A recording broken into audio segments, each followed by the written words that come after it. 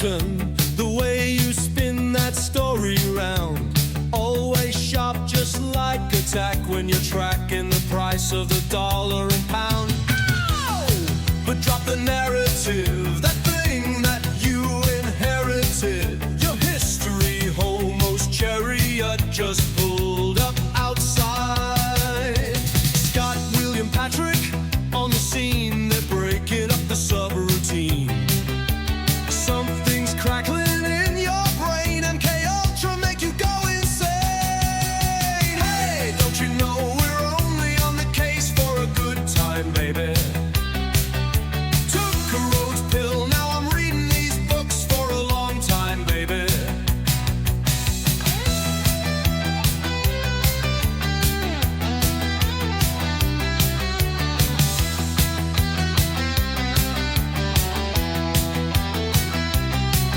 Honey pots and psyop traps, you can trust the plan until you snap. Slop conspiracy everywhere. History homos clear the air. Close your eyes, what's truth or lie? Hiding in the space between. Reality's a tangled scene. Tune in, you'll know what I mean.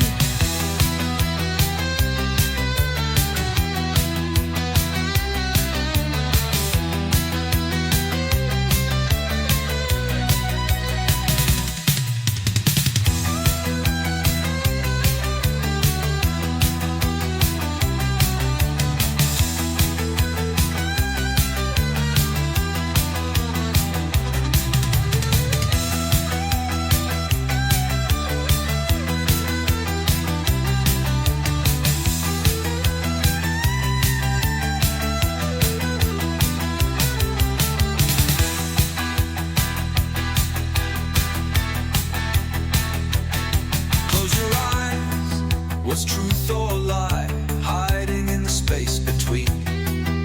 Reality's a tangled scene. Tune in, you'll know what I mean.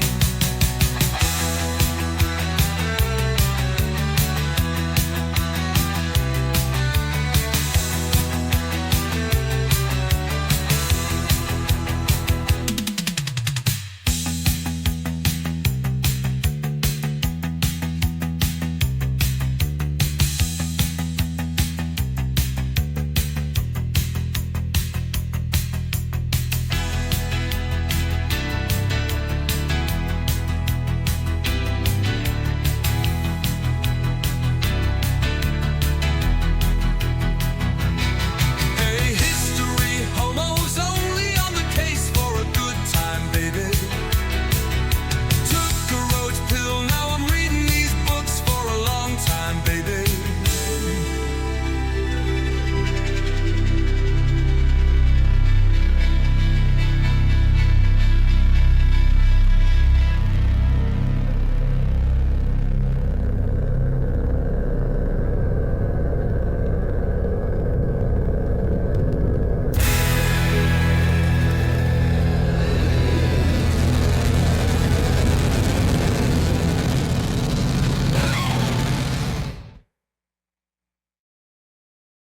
And we're live. Welcome back to the show.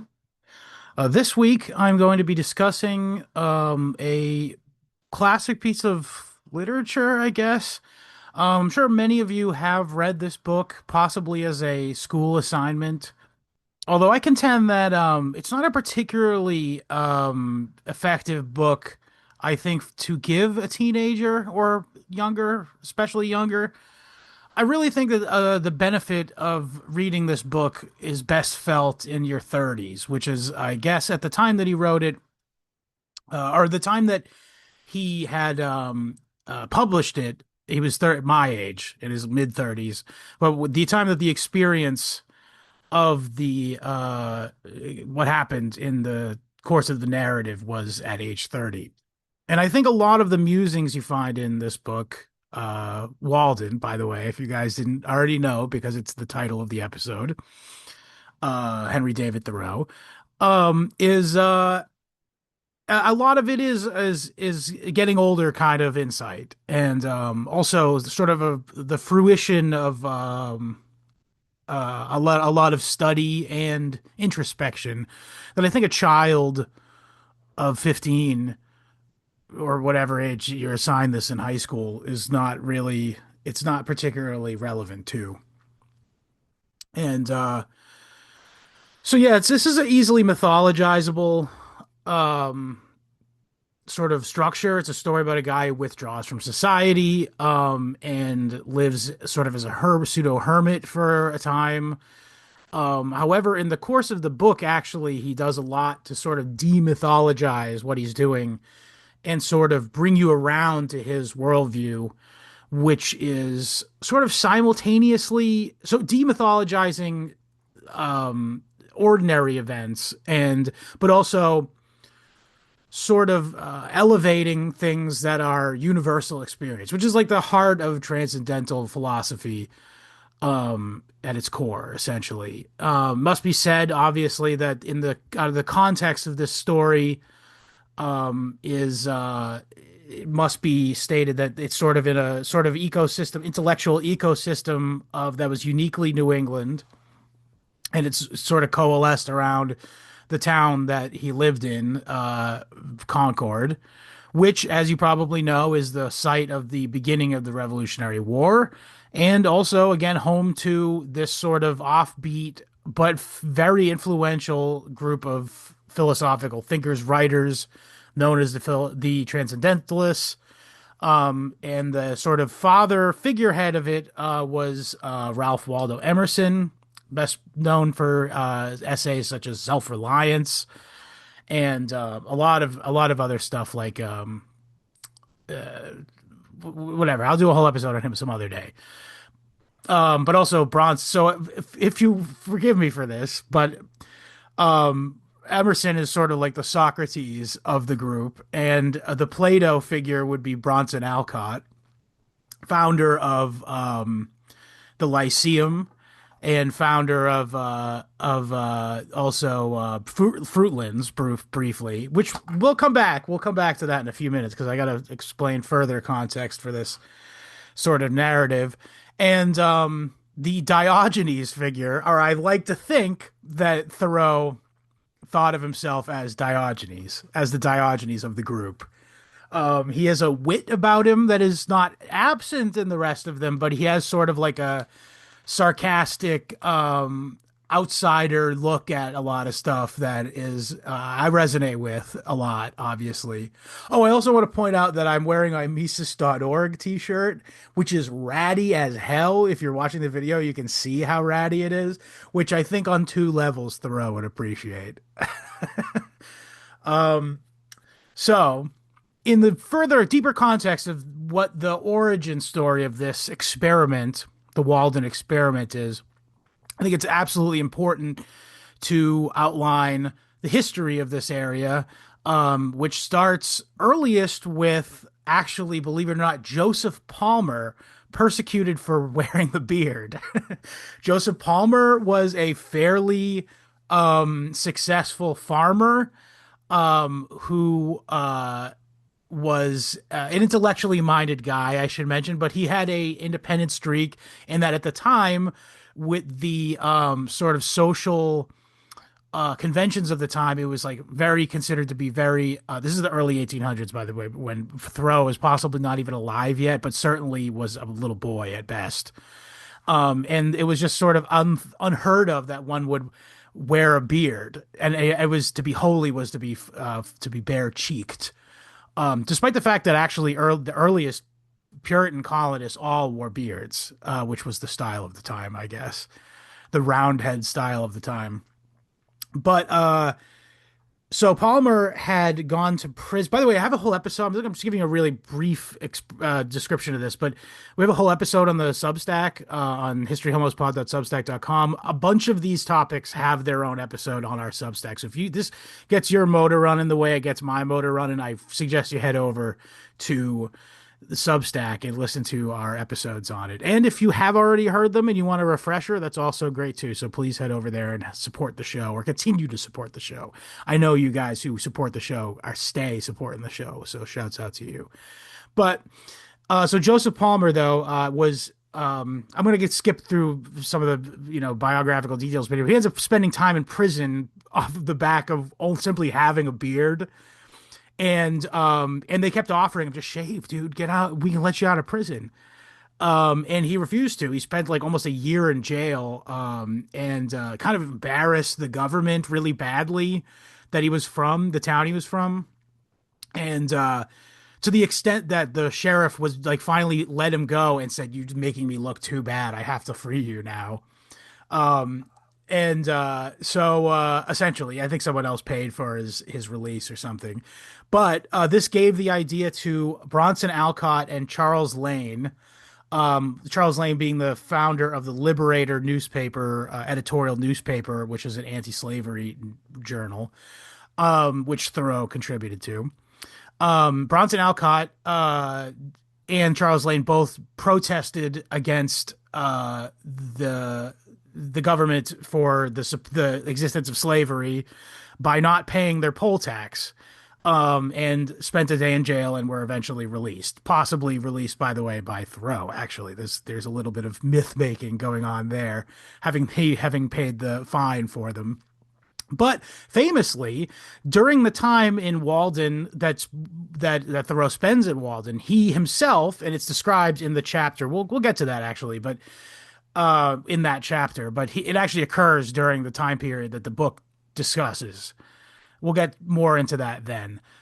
But also, more importantly, another precursor to this experiment that he conducts is the Fruitlands experiment from 1843 to early 1844. Before Thoreau has even decided to move to Walden. It was a short-lived experiment in communism, in the sense that they had a commune where they had total sort of moral and philosophical purity tests 24/7, including they had to be abstinent and they had to not eat meat and all this stuff. And the problem is that I would describe it as Alcott. By the way, Alcott and Lane were the guys with this, by the way. Alcott being the sort of figurehead. But it was a noble, but I would describe it as a noble but half-ass attempt at doing what Thoreau eventually succeeded at Walden. But to refine that, it was extremely noble, but not practical at all, because Alcott wanted to have this totally vegetarian commune, but meanwhile, he didn't take into account the fact that he needed to go off the farm to make money and lecture around Massachusetts. He was a highly in demand speaker at the time. And so he left his wife and kids, including future author Louisa May Alcott, who wrote Little Women, to work on the farm. And as such, they did not have enough food for the winter and ended up having to abandon it and move back to town. Now, at that time, by the way, just as a side note, Joseph Palmer actually bought Fruitlands and he owned it indeed for forever, essentially. His family held it for until the 1900s. His descendants, I should say. As I said, he was fairly wealthy, not wealthy, but like successful farmer, and he just moved his base of operations to Fruitlands because it was perfectly great. I've been there. That's part of the episode. It's a wonderful place, a very fertile, easily you could farm there, and he did. Here we go. So yeah, also some other people that are in the circle are like William Ellery Channing, whose uncle is the founder of Unitarianism, as an aside. But he was a fairly well-regarded transcendentalist school, but he was probably best known for. So these characters you see them pop in throughout the Walden book. So I think that's a little bit relevant for me to bring up in the beginning here. But we're going to go chapter through chapter. And I'll give you my analysis, sort of what each chapter is about. But broadly speaking, what Thoreau set out to do. I should also mention here that I believe he pronounced his name Thoreau, which could be viewed as a double entendre, because he was certainly thorough in doing all of his shit. But I'm gonna just say Thoreau because that's like what people say, and it's what I grew up knowing and heard about in school, et cetera, et cetera. This was my first time reading this ever. I didn't have this assigned to me in high school. And I actually sort of grew up thinking of him, which again, he gets a bit mythologized, particularly by 20th century readers, as sort of like a left wing nut job kind of communist thing. That was like the impression I had about him my entire life. But having engaged with his writings from in the last 5 years only, in the last 2 years, really, um, which I did in sort of exploring that era of philosophy and political theory because I was really interested in Lysander Spooner and also people like what's his name the Southern guy. Uh, damn, I'm slavery a positive good. I can't remember the guy's name. There's a statue of him in Charleston, South Carolina, but I forget his name right now. Sorry. He's cool. But again, they're all contemporaries of one another, and this time period really fascinates me. And Thoreau is a big name in there, famously with civil disobedience, which we'll touch on later when he sort of mentions it in the book. But in contrast with that impression I had most of my 20s, thinking of him like a commie nut job, um, I've come to find he's basically just a libertarian and also a bit of an elitist libertarian as well, which I will touch on as much as I can throughout the book where I felt so. The thing I want to understand here is that a lot of people characterize this experiment of him being like, I'm sick of society and I want to withdraw from it completely as an escapist sort of act. But no, that's not really what he did.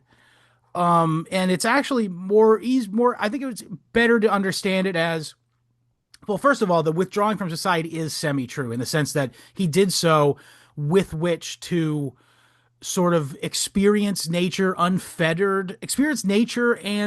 pure thought and intellectual pursuit without the fetters of the workaday world.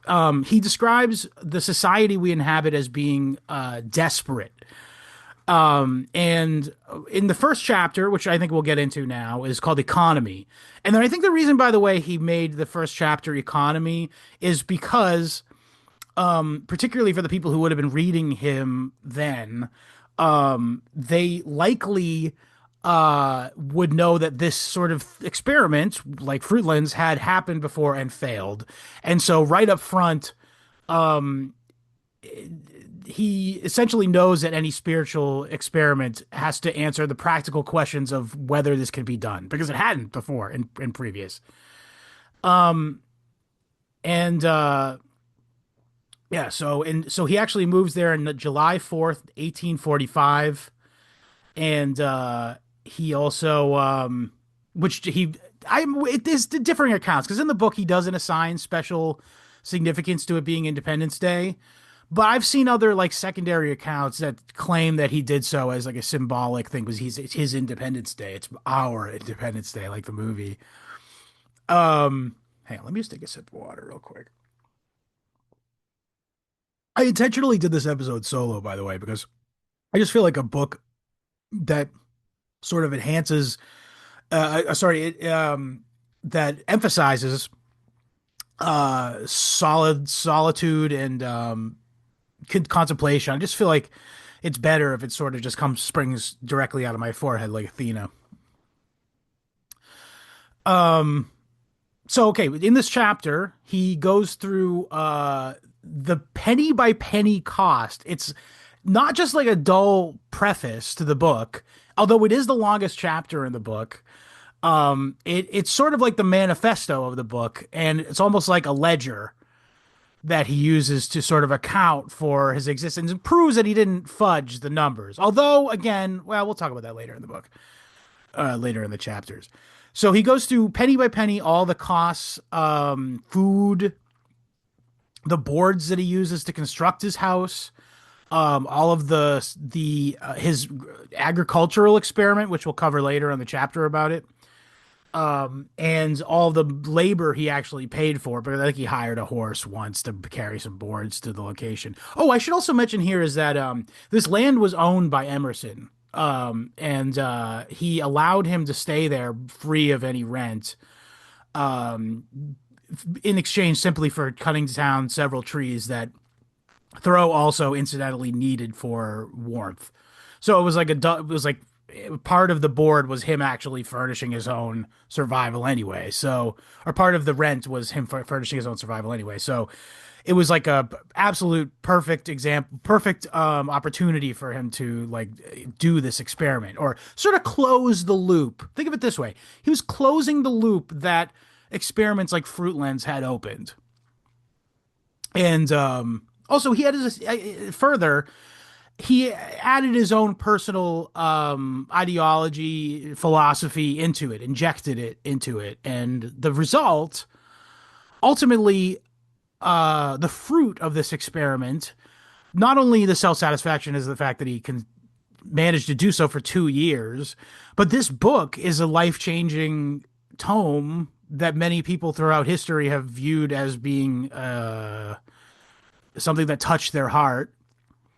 And there you go. That's the fruit of this experiment is actually the multi-generational effect that the writing itself has produced.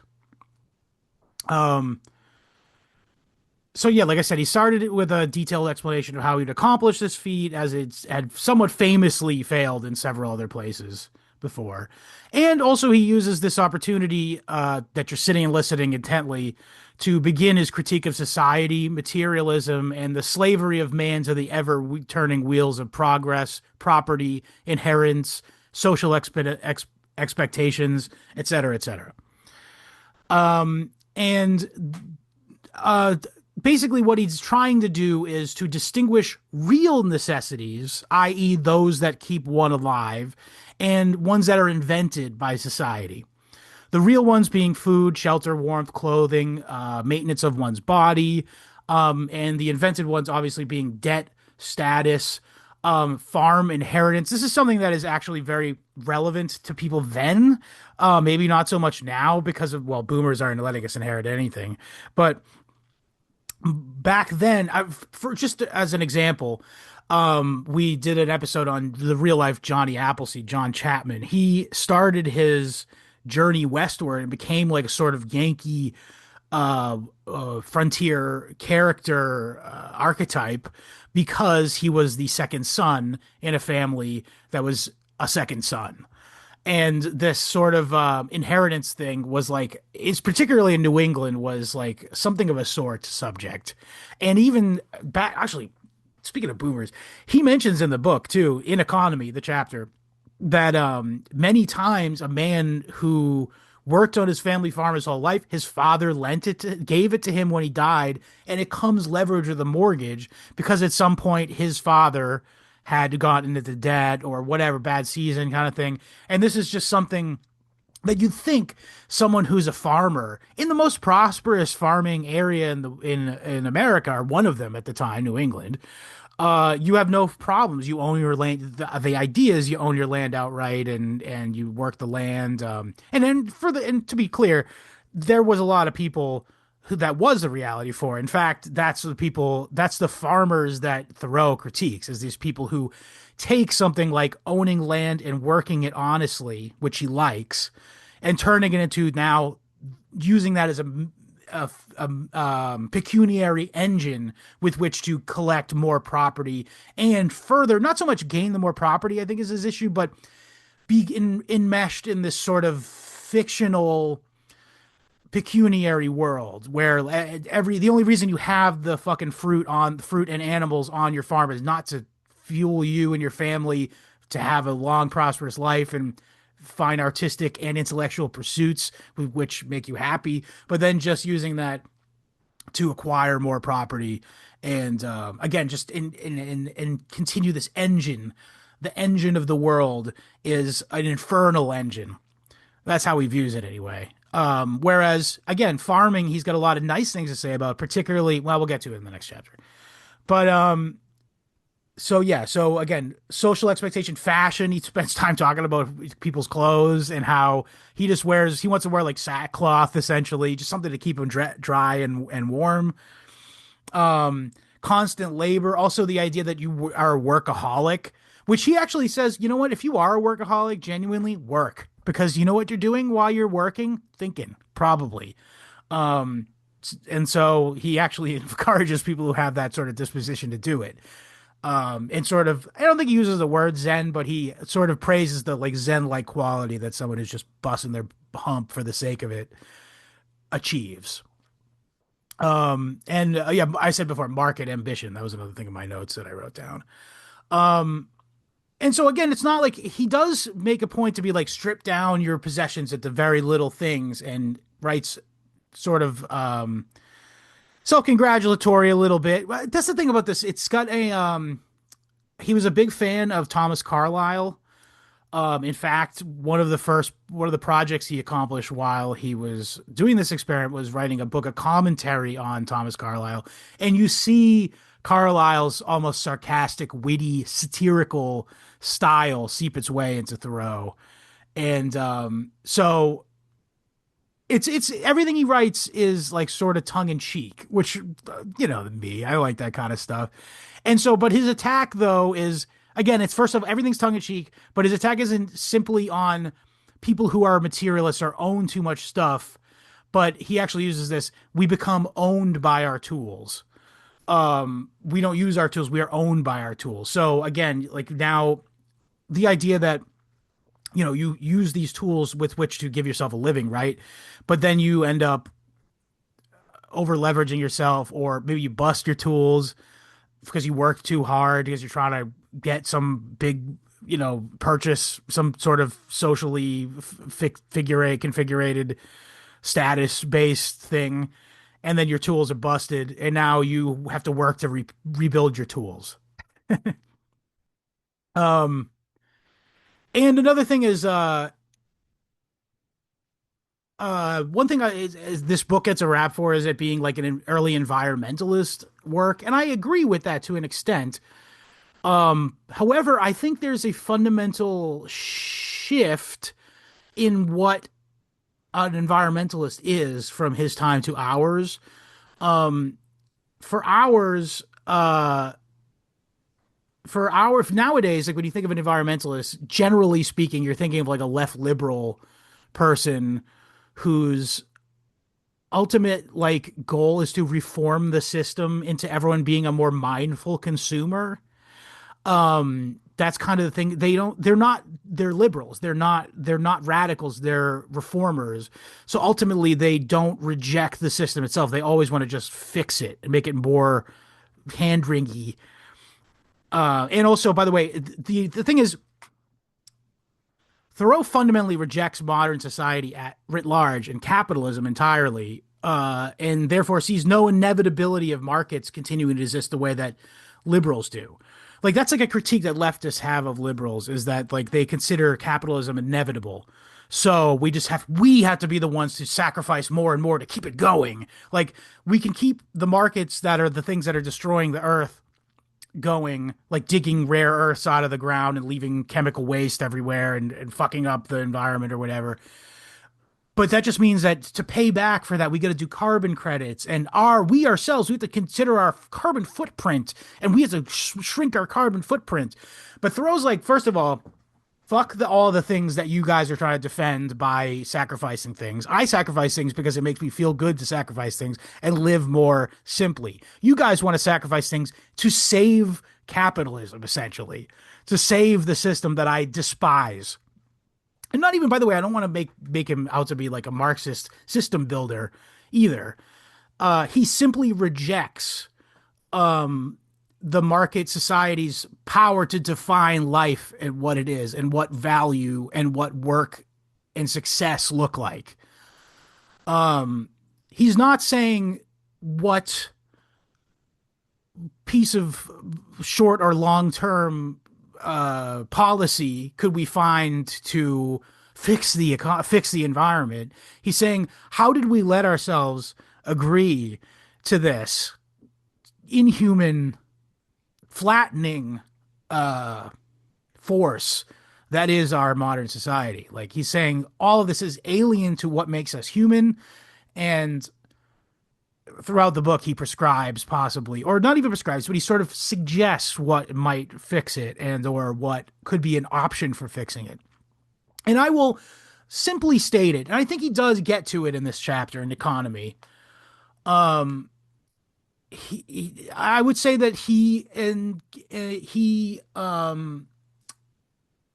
advocates for a selective society, a voluntary selective society that is un coerced by force, which is the state. I believe he primarily characterizes it as the state. And I think he also believes that markets emerge from the state, the markets as he understood them in the way that we understand them today. I think this is a correct analysis, by the way. I don't agree with the Mises um, idea that there is this free market force behind everything and we just need to interpret it or whatever. No, I think a lot of it is created by incentives that are created by the state, and and absent a state, it would look it would it absent a state in the way that it's oriented now with banking and certain ethnic groups dominating that, it would look exactly the same as if the state was still there. Um, but my point being is that I think Thoreau understands that particularly at the time that he is that it emanates from the state, and so that's a big thing that he rejects is the state. But my point being is though, and perhaps we could take something from this, is that ideal human existence, to say nothing of aesthetics and metaphysics and the other stuff he was pursuing on this experiment, but it's highly selective, and it requires a sort of match of inclination uh, of the kinds of people that are together. For a society to work together, it has to have the people living together and working together who are inclined similarly. And that's the society that he created writ small for himself living in Walden. We'll get more into this in the further chapters because he does this sort of, I get demythologization throughout the text of the book. But what he does for himself is he withdraws to a very specific distance from Concord, not just completely alien. He could just go up to fucking New Hampshire or Maine or something and get the hell away from society altogether, or like Uncle Ted, who, by the way, obviously was influenced by Thoreau. Living at a 10 by, so Thoreau's house was 10 by 15. Uncle Ted's house was 10 by 13. I think he might have tried to one up him a little bit, actually. They look identical too. Oh, I should mention too, I was there yesterday. I went to Walden yesterday. Um, Good time to mention that if you're listening to this on YouTube or YouTube or Spotify, iTunes, etc., anything but Substack, please do yourself a favor, head over to historyhomospod.substack.com and find this episode. I will have, not only will you see images that I took yesterday at Walden in the thumbnail, as is usual for the show, but I'm going to put the full-sized images into the Substack post so you can actually look at full-size shots. And I want to do some more, again, I talked about this in the vacation episode, but I want to do some more like travelogue stuff. So this is like me dipping my toe into it a little bit, I guess. And I taped this episode extremely late. This is, if you're hearing this the day it came out, I taped it this morning because I wanted to get my experience of being in Walden. And as me and my wife have been saying lately, standing where he stood, which is something that, as you guys know, my rabbit died a while ago, and the room that he inhabited is now a dining room, and my cat will hang out in the spot that my rabbit used to chill, like on the floor. And so my wife and I have taken to saying, he's standing where he stood. So we've been doing that a lot. When we went to Walden, and I literally stood in the footprint of where his house, Thoreau's house, was, and I said, I'm standing where he stood. We'll discuss that a little more later because I just want to get through the meat of the text before we talk about that stuff and my impact and stuff, or its impact on me, I should say. But yeah, so let's talk about the house. It's 10 by 13. He took a half a year to finish putting it together. He only actually plastered it up and put shingles on it on the outside when it became winter. I guess we'll discuss that in the winter chapter. But and as for the whole first 6 months, he spent there with holes in the walls, like and letting bugs and whatever fly in. Sort of out of necessity because he had other things he needed to do in the agricultural project, and also because he kind of enjoyed the difference, a contrast, I guess, from that. And yeah, a little chimney, a little woodshed out back, and not far from the water. I saw just how far from the water it was yesterday. Not far, maybe 30, maybe 12 yards, I guess. 12 yards ish, 14, 15 yards maybe. Um, but yeah, so again, also he details all what he ate, what kind of stuff he ate, which was primarily like little hoe cakes. Like he baked loaves of bread too, but like he would form dough and like put it by the fire. And he did have a stove too, but I think he said he preferred to like cook on the open fire simply because it was less like messy. Uh, and yeah, so let's move on to oh, but another thing is I do want to point this out too is that going back to his sort of environmentalism, he states easily states to the listener, the reader rather, um, I believe the Earth is in its spring. I think that this is like he doesn't care if like the difference between him and like a leftist, not leftist, a liberal like managerial style environmentalist is that they want to preserve the current order. And Thoreau not only wants to discard the current order, but views it as a small footnote in the history of the race and of the planet, particularly more broadly speaking. He doesn't really care about the current order at all.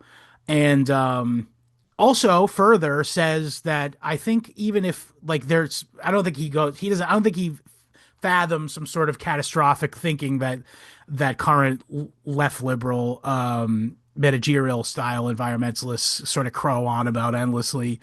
But I think if presented with that scenario, he would say, well, the Earth will figure it out then. And whatever happens, happens. Again, it's a cosmic view. He has a sort of like more universal view on life and impermanence and time, which we'll touch on later as we go through, because that's one of the major themes of the book. But okay, so let's talk about chapter 2, where I lived and what I lived for. Um, so basically, he chooses a vantage point, which it turns out to be in the woods at Walden, where he feels that life could be viewed clearly. And it's not so much that it's the scenery, like he's like, oh, it's so gorgeous here. This is where I could really think. It's not scenery, but it's actually an instrument for his perception because he's just far enough outside of town where he could be alone with his thoughts, but still be able to enjoy his friends, his mother and family.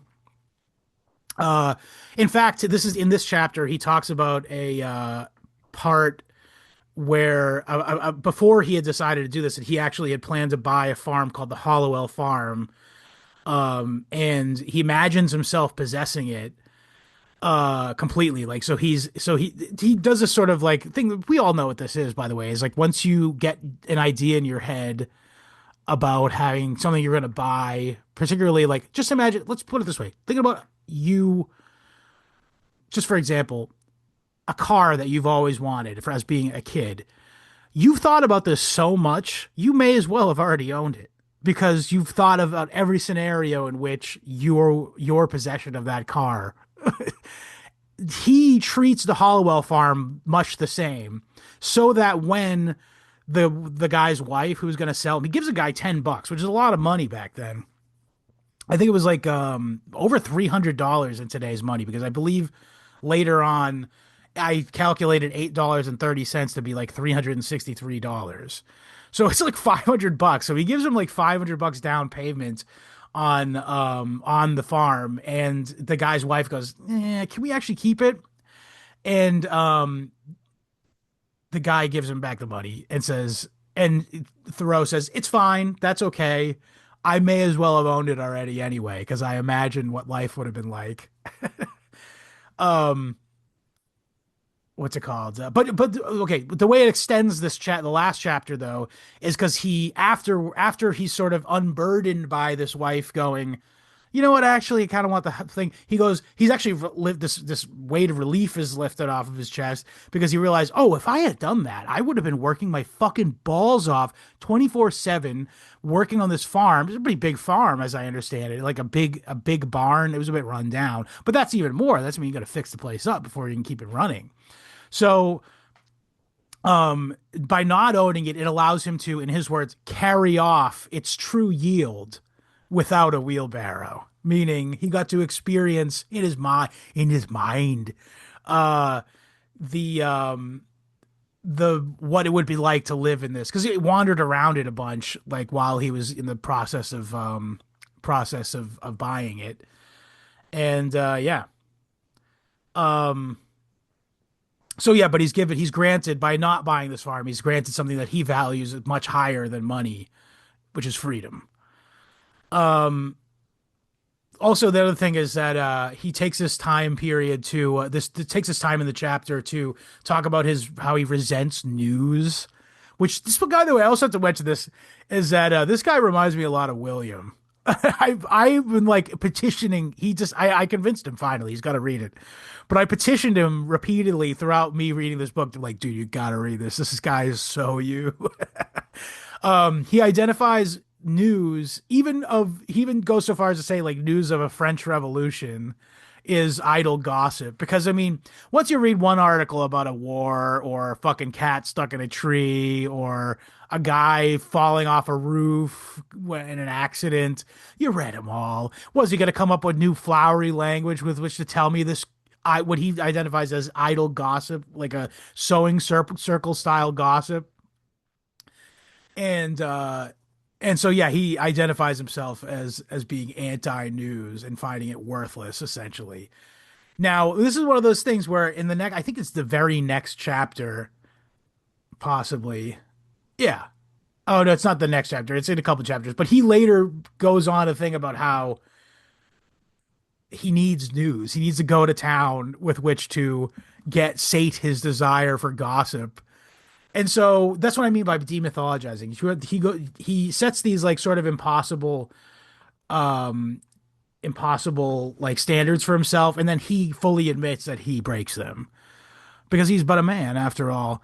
But further, it underlines the idea that this was an experiment first and foremost, and it's really just to teach him the lessons he drew from it, not so much necessarily to live by the code like a fucking hard ass jerk off, you know?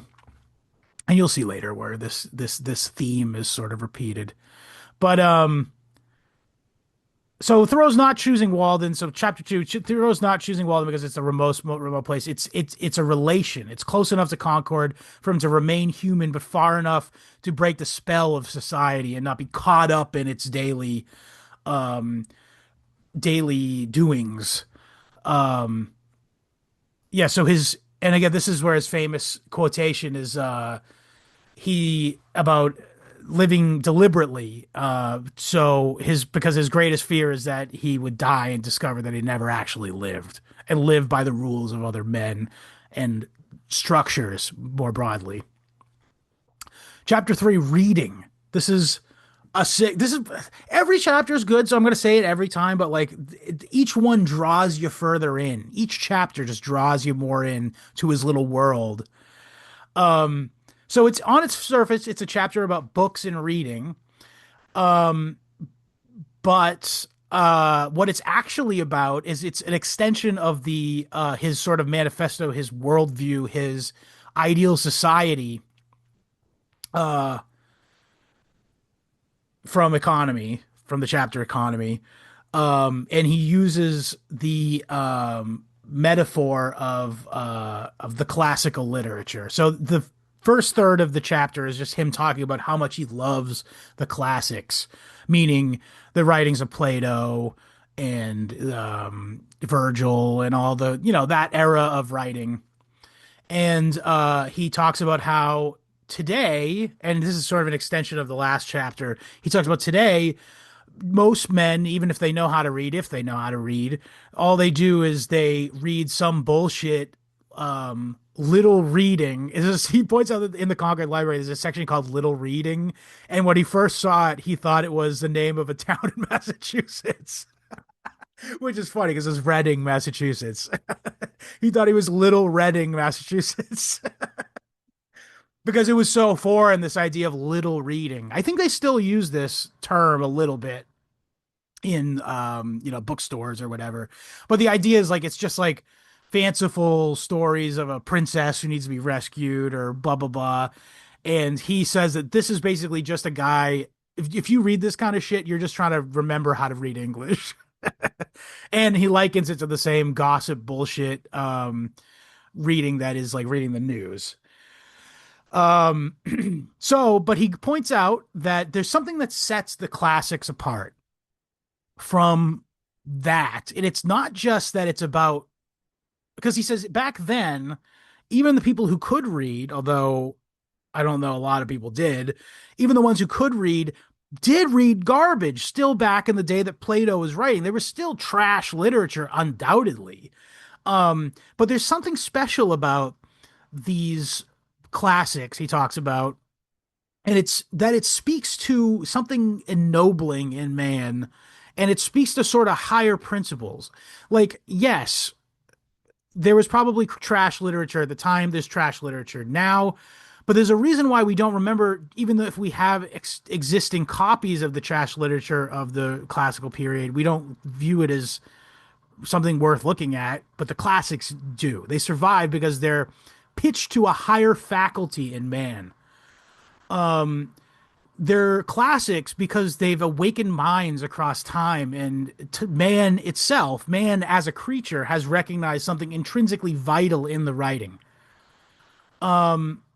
So this next section he talks about after identifying. So basically, what he's doing is he's talking about two classes of literature, but what he's trying to make it in metaphor here is two classes of people, essentially. Um, and he explains this further. What he does this whole section calls, which broadly we described as the village as a university. Um, so he talks about how in Massachusetts it has the best education system in the world, probably, or what certainly that he knew of in America. Certainly to this day, it still is. And that they tax themselves pretty heavily for it to this day. It's still same highest educational spending in the country, or up there certainly. But we have the best results. I would say it has something to do with demographics, but it's going down the tubes currently. But whatever, let's move on. Um, anyway, what I was going to say is he talked about that and he goes, that's not what I'm talking about, educating people. He's talking about an economy of attention. He's talking about in a world where this little reading is uh right, that's another chapter. There's this little reading is popular, is not a society worth saving. And he calls to us as a race to step up into a more voluntary, selective society of people who are truly elect in their intellectual inclination.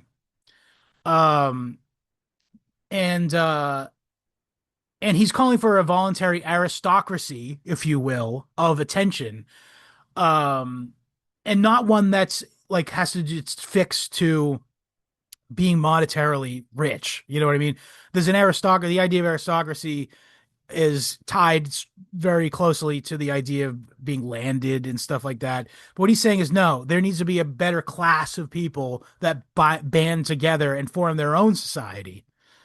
Um, and if the village should become a university because a real community should be organized around truth, serious discussion, conversation, and culture of the self rather than just gossip and commerce and getting bogged down in the desperate world that society that we currently inhabit affords us. So again, this is more about that withdrawal into a more selective society and not the one we just found ourselves in, which you know my critiques on already if you listen to the show. Chapter 4, sounds. Very confusing chapter, which is deliberate. Um, and there's sort of like a schizophrenia in it because he intentionally goes back and forth jarringly between the world he doesn't like and the world he does like, or the world that he finds beauty in, which is the natural world. So he spends a lot of time doing great naturalism observation. Um, just a loaded up frontier. He talks about a hawk, which he feels that symbolizes freedom, wild expression, different bird songs. They change the quality of the morning and it tunes the soul, to use his terms. An owl he describes, which is a melancholic uh um symbol, sort of. And it is. It feeds on smaller things. It's sort of predatory. And but moreover, he literally, this is something I liked about in the audiobook version that I also read or listened to, is that the head the voice actor like actually reading out the animal sounds and stuff. And it's true though, an owl does sound like it's like, what if you never lived? What if you never lived? Is what he says that he has him say. That's what he hears when he hears the owl fucking hooting at him. So to him, it symbolizes grief, melancholy, and the underside of the soul. And then also bullfrogs and swamp sounds. It's sort of an ancient amphibious reptilian world. It sort of makes him think of like a primordial world beneath civilized consciousness. It's a background murmur. Um, and the contrast, so he also contrasts this with the metaphor of an iron horse, which he's talking about the locomotive. Um, and the chapter in general is largely a condemnation in the progress in the form that it was taking at the time, which is commercialization, early globalization. He talks about goods. So he does a sort of sarcastic thing where he's describing all the goods that a train that is passing him is carrying. And he's sort of cheekily going, oh, but how could we ever understand how delicious a coconut is? And lists all these far flung products and gives like things about them that are actually genuinely good. But he's doing it as a sort of sarcastic commentary as to be like, we don't eat any of that. I survived on just bread and fish throughout the course of this 2 years in the woods here. Um, so yes, so he's sort of being sarcastic and saying like, yes, it brings us all these new fanciful goods or whatever, but what does that bring us? Nothing. Ultimately, slight experiential, sensual experience is what it ultimately brings you. And is that worth? Is that worth turning our lives into a never-ending churning factory of misery? Another day at the bad day factory? He says no. And so the contrast between him going in on the sounds of the forest and describing them as he does, and the iron horse, which is just a beautiful metaphor. He talks about how, like, even when they're not using it, sometimes they leave it running because it's harder to start up. So it's like it really is like a horse. You got to keep it alive in the train shed or whatever, and keep feeding it, keeping it alive. Um, and further in the middle of the winter, sometimes they'll have to stop because a tree fell across the tracks or whatever, and the train gets impatient because they got to keep feeding it, and it needs to keep moving, man. And yeah, it's just a really vivid metaphor. A big black horse with fiery eyes, like at the Denver airport. Yeah, but it's a horse. I mean, but it's a train. Wow. Talk about a fucking metaphor that works on both flavors of autism. Horse girls and train guys. It's all one metaphor. Um, Chapter 5, Solitude. So, chapter 6 is visitors. So, the pairing of solitude and visitors is intentionally a joke. So, first in this chapter, he defends solitude, and then in chapter 6, he immediately sort of abandons all of his rhetorical points. Um, I'm sad to say that the first time I read this, most of what I got of was that he likes solitude. But the deeper point is that solitude is not the absence of society, but rather society with reality itself. So it actually allows you to experience reality in a way that is not sped up or altered for the sake of other people's perception. It means that the pond, rain, stars, trees, and animals and his own thoughts become his company instead of a person per se. Um, and loneliness, the concept of loneliness comes from a shrunken down definition of what society, a boiling down of what society is. And so if you want to describe society as just being with other people, the woods are lonely. But if society means communion with another person in a meaningful way, you could be just as lonely in the village. I mean, this is fucking. I mean, look at Taxi Driver. The story's about a guy living in New York City, and he's palling around with his other taxi driver friends, Frank, fucking Boyle there, wizard. But ultimately, he's literally the most fucking lonely incel in the world. It's a perfect example of it. Um, and so he gives. I talked about this earlier in the episode, but he gives a shout out kind of to the woodman, the farmer, and the student as three people who spend alone time, but are actually Chad. So the woodman and the farmer they're engaged in solitary craft constantly, which leaves them alone all day and it allows them to spend time thinking about stuff if they wish. So now he draws a big line between those who do think about cool, interesting shit and the ones who go, "Ooh, I'm gonna be rich. Look at all these successful plants." Or, "Ooh, look at this tree stacking up. That means I'm gonna bring it down to town and they're gonna give me top dollar for it."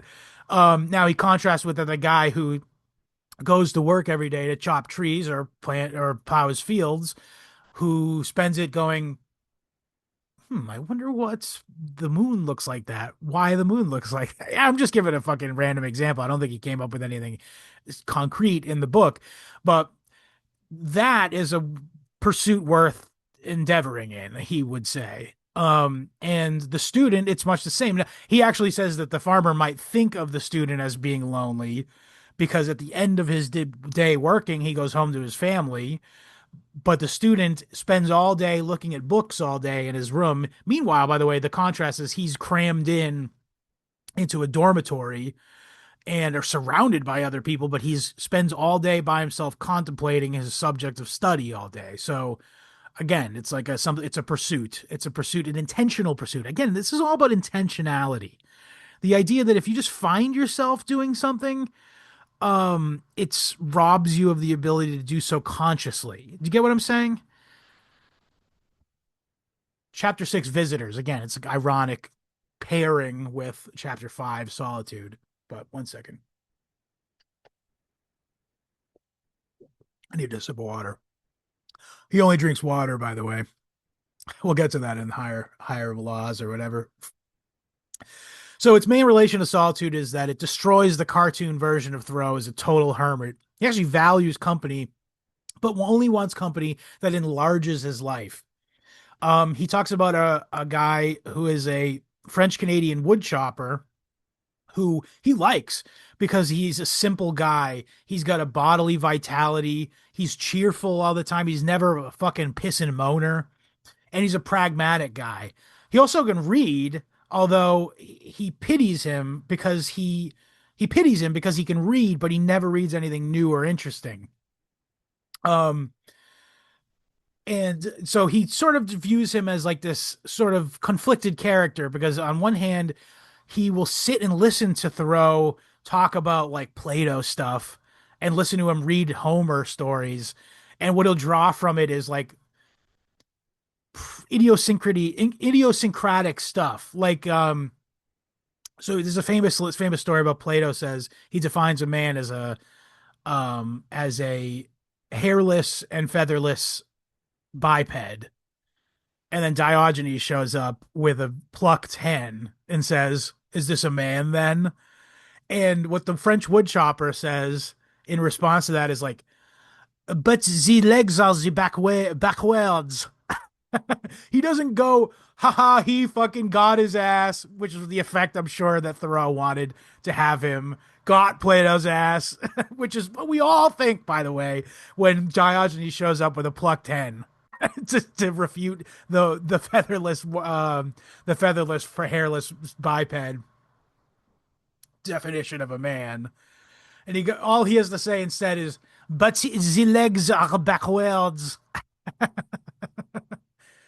Very funny. And Thoreau is tickled by that. Is just tickled by that. As that was his conclusion or whatever.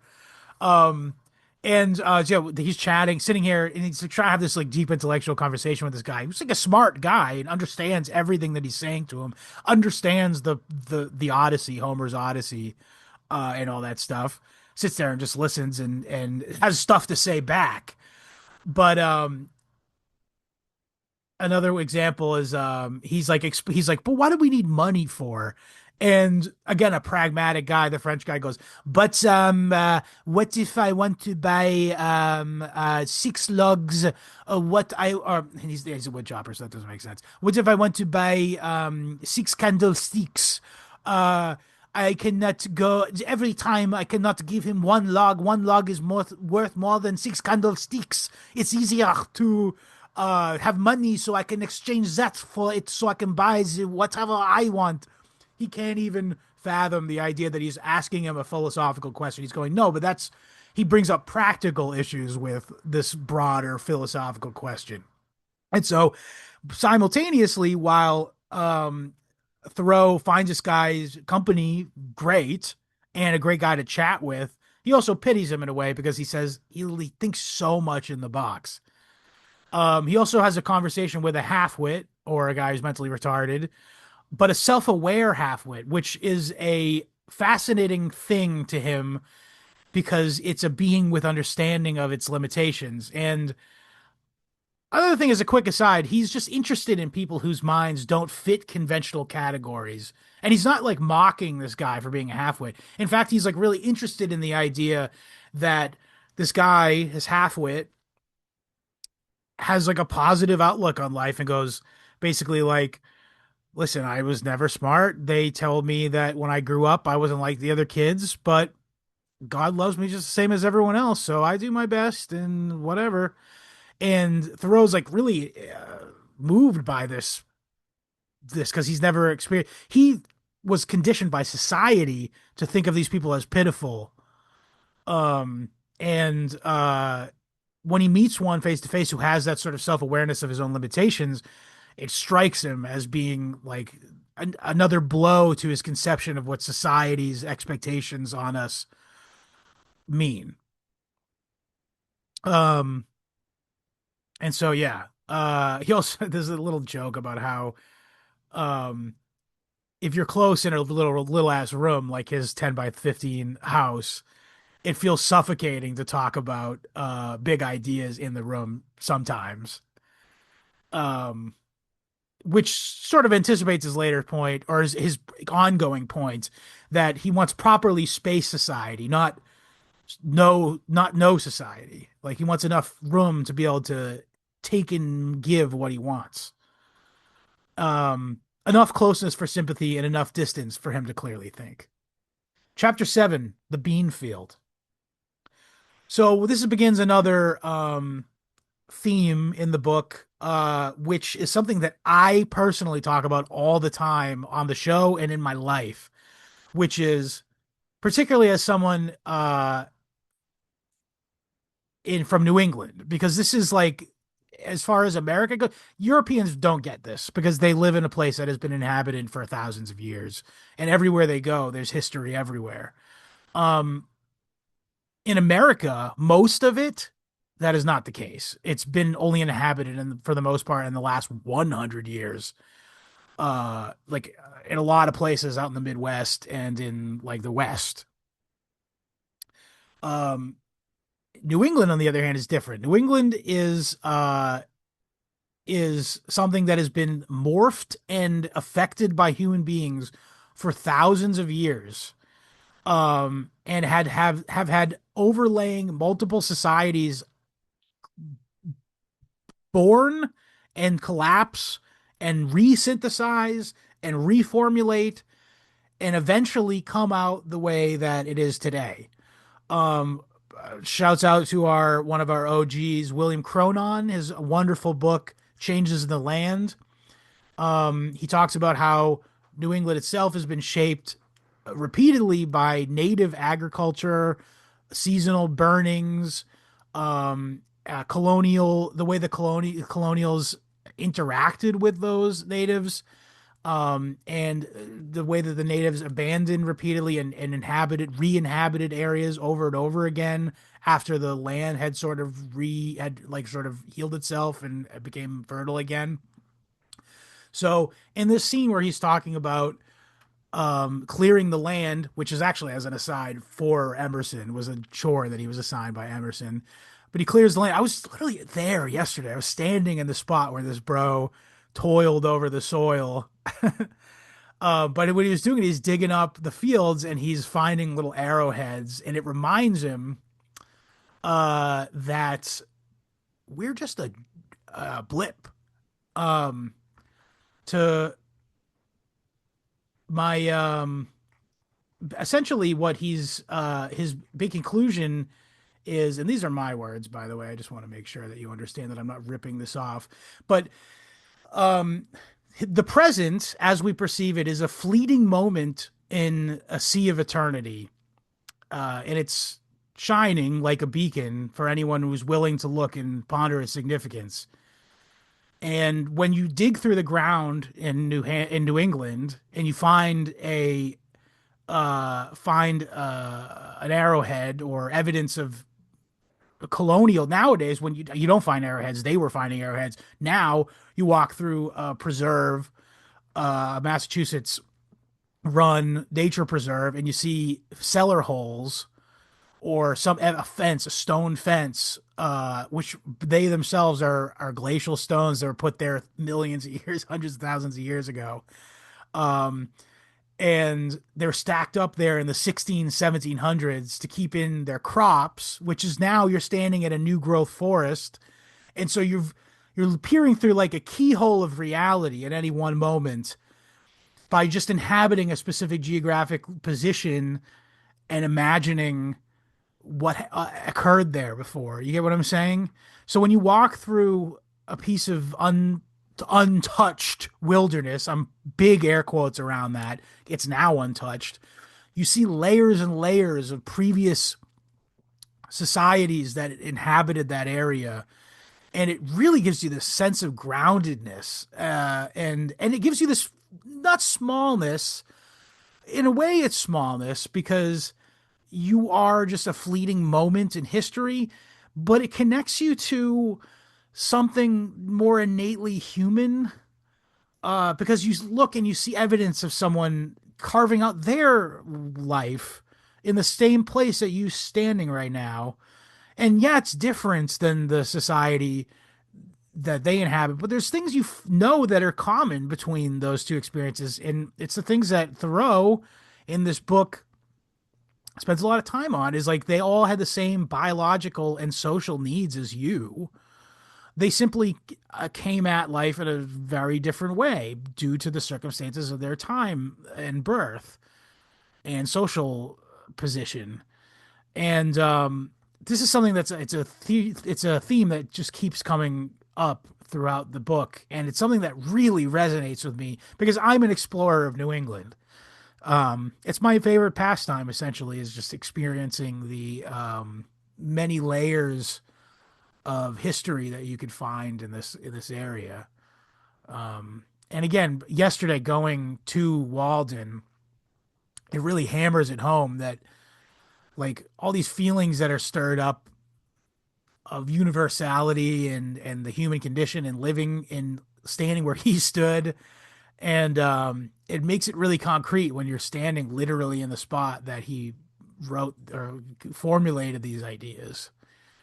Um, so the bean field, it's not only so when I'm standing yesterday when I was standing in Thoreau's bean field, I wasn't just standing in Thoreau's bean field. I was standing in the Native American hunting ground, a forest, several generations over, multiple iterations, glacially formed area. All these rocks everywhere. How do you think they got there? Well, glacier pushed them, and they're all layered simultaneously like a cake. And that's just one of the main themes he's really starting to introduce at this point. The other theme majorly in this is that the labor itself, there's little pleasure more earnestly felt than the success of having mixed your labor with the land. Like I'm just speaking from experience here. If you know me, and I imagine a lot of you listening do, know that I'm a prolific gardener. Every summer is my happy times because I get to mix my labor with the land. Not in a Lockean, crude ownership way, although I do own the land I do it on.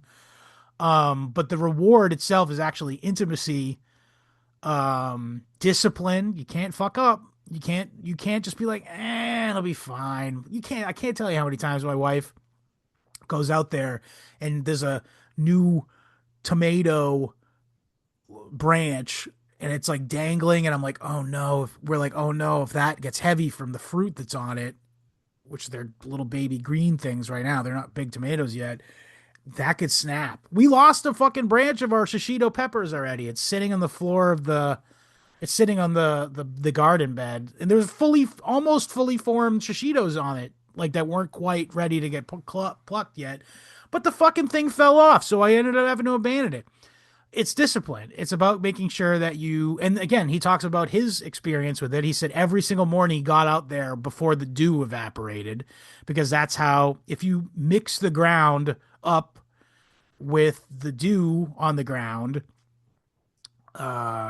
he called it, I think, hoeing or something. I don't know what word he used, but basically what he was doing is he was mixing the dew that had formed on the ground into the ground so that he didn't have to like bring buckets of water to come water the thing. Like I do, actually. I use rainwater that I catch in a barrel and water it all. Because by the way, it's got some pretty sweet nutrients in that rainwater, just saying. But so yeah, he's sort of explaining something that if you're a gardener, you understand, and that's why again I feel so much intimacy with this text is that it's just he hits on so much stuff that I feel like in a really very visceral way. Um, yeah. So chapter 8, the village. Okay, I'm going to jump ahead. It's like a meme, a knee-jerk reaction to point out in this cynical world we inhabit that I myself engaged in for years when I knew about this book, because there's a piece of trivia uh, that on Sundays, every Sunday during this time period that Thoreau lived at Walden, he spent eating dinner with mommy and sleeping at mommy's house, and then went back in the morning. Sometimes I think in the oh, whatever, I'll get to it in a second. But so that's like sort of a way that people like to puncture holes in the myth of the Walden story and the Thoreau himself, sort of like undermine his character. Sorry. But he does it right here, chapter 8, the village. So the primary point of the chapter 8, the village, is Thoreau's not a hermit. He spends a lot of time in Concord. He seeks entertainment and even explicitly says, I seek gossip and news about the world. So again, he fails his own shit test and admits it to you in the book. He doesn't exactly admit that he goes to his mommy's house on Sunday and gets dinner, but the primary thing that he imparts is his relief at being able to choose when this interaction occurs. And he even uses a visual sort of reference here. He goes that he will sometimes when he's getting overwhelmed he describes the village as a gauntlet. So new arrivals, they run a gauntlet of stores, different appetites being advised, meeting places, attention, gossip, people going, "Ooh, what's he doing here?" Um, and so and he likens that to like sort of like a gauntlet, like everyone here takes a fucking swing at you as you walk into town, but it's really just like attention that you're getting, which leads me and many other people to believe that it's possible that bro was on the spectrum. He might have been overwhelmed by getting attention just walking through town, but we'll never know.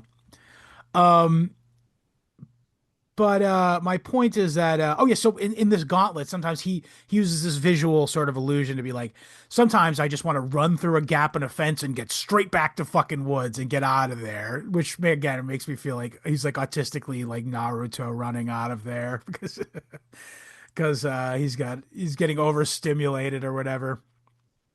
Um, but to put it into more poignant phrasing, he's intensely protective of his perceptual sovereignty. Um, not again, I'm not trying to diagnose him, but I want to note his desire to control the exposure and social perception that he is afforded. Um, so this is also the chapter where he talks about his time that led to the writing of civil disobedience, which is his time in jail. I direct you to an episode on our Substack page on historyhomospod.substack.com. I did a full reading. Me and Patrick did a full reading of a full. I sort of abridged it a little bit. A reading though of civil disobedience and long discussion of it, and I think you'll benefit from that as a appendix to this episode. Um, but so this is where he sort of like stretches his libertarian legs. Um, he uh, he goes out of the way to say like, so when I had this house, I lived there for 2 years, and he left his house unlocked every single day and never even bothered to put in a lock. He even went away for a fortnight, 2 weeks to Maine, in which he wrote another book about, by the way. I gotta read this guy's whole canon, honestly. Um, but he goes away for 2 weeks. Nothing has disappeared from his house. And by the way, all the while this 2 years period goes by, people do stop in and like check out his house and or walk around his house and stuff. In fact, he says earlier, I think in Visitors, he mentions that there's been plenty of times where he walked into his house and goes, smells like tobacco in here. I guess somebody was visiting while I was gone. Oh well, nothing's missing. And he says that during the entire 2 years, the only time he ever lost anything was when he was away one time and somebody stole a copy of Homer.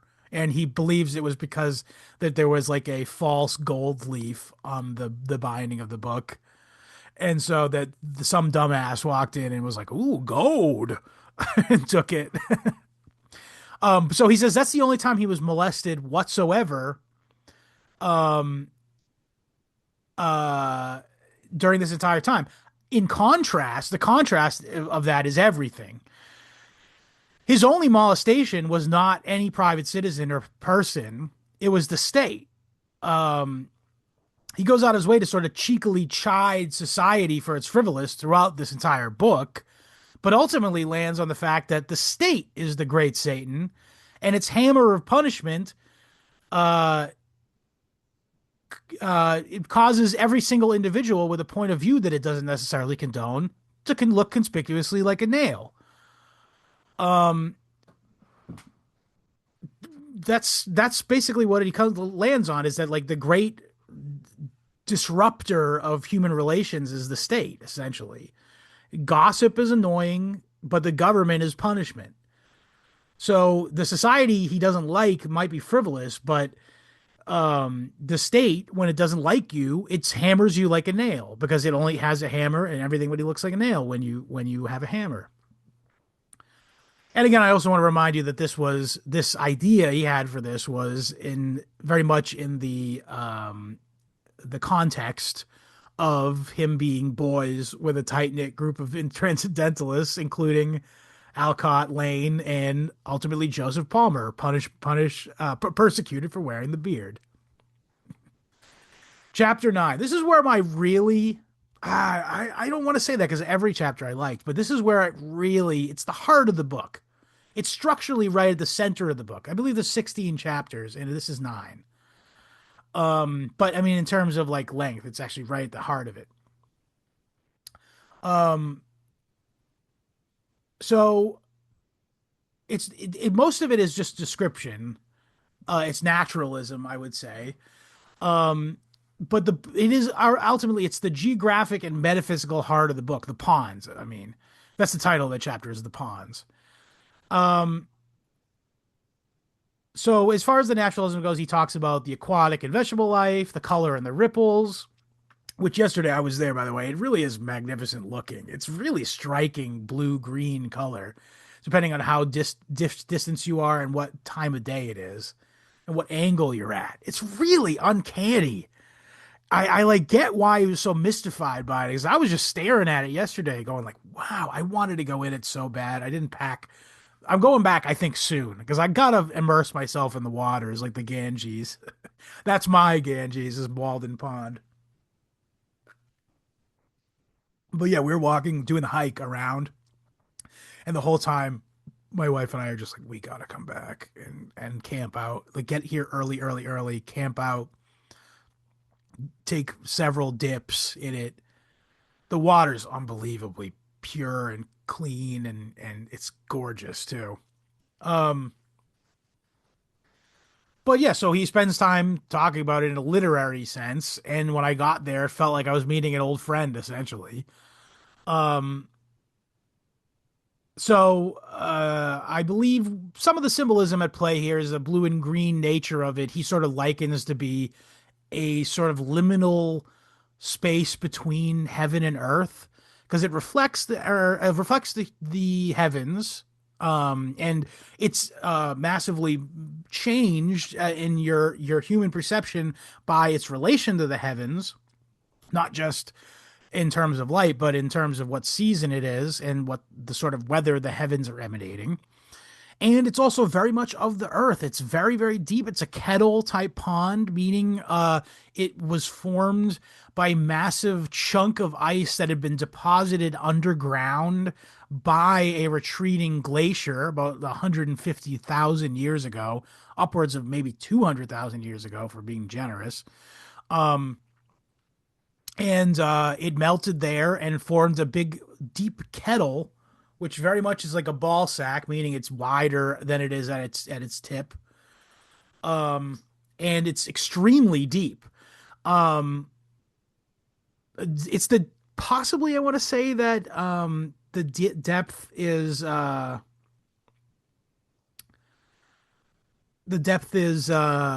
is sorry. What did I start to say this? Whatever. Oh, sorry. I believe it's the deepest in Massachusetts, if I'm not mistaken. I could be wrong about that, but I think my wife gave me that stat yesterday while we were there.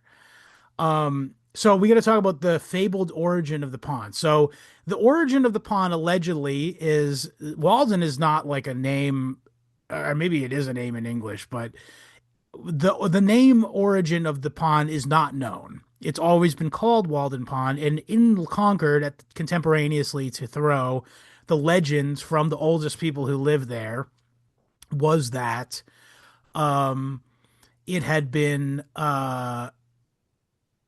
formed when at a certain time in history. It had actually been a hill, and the Indians were having a powwow on it, and they committed the sin of not blasphemy, profanity, which what's it called? Thoreau hastens to point out that they don't swear as almost as a rule. They never say curse words. They don't find the need for it. Or in his experience at least. And I think that is a somewhat anthropologically notable fact at the time, at least. I'm sure they swear now. But um particularly in the time period in which they are telling the story from, is that they got on top of a hill to do a powwow. They all swore and said profanity, and God or whatever evil deity that they were worshiping punished them by sinking the hill down into a deep, deep, bottomless pit and filling it with water. And only one Indian squaw medicine woman survived, and her name was Walden. And so, at the time of the book, of the events of the book, the going theory of people in the town was that it was indeed almost supernaturally so a bottomless pit. Now, as you're probably thinking, that's silly. There's no such thing as a bottomless pit.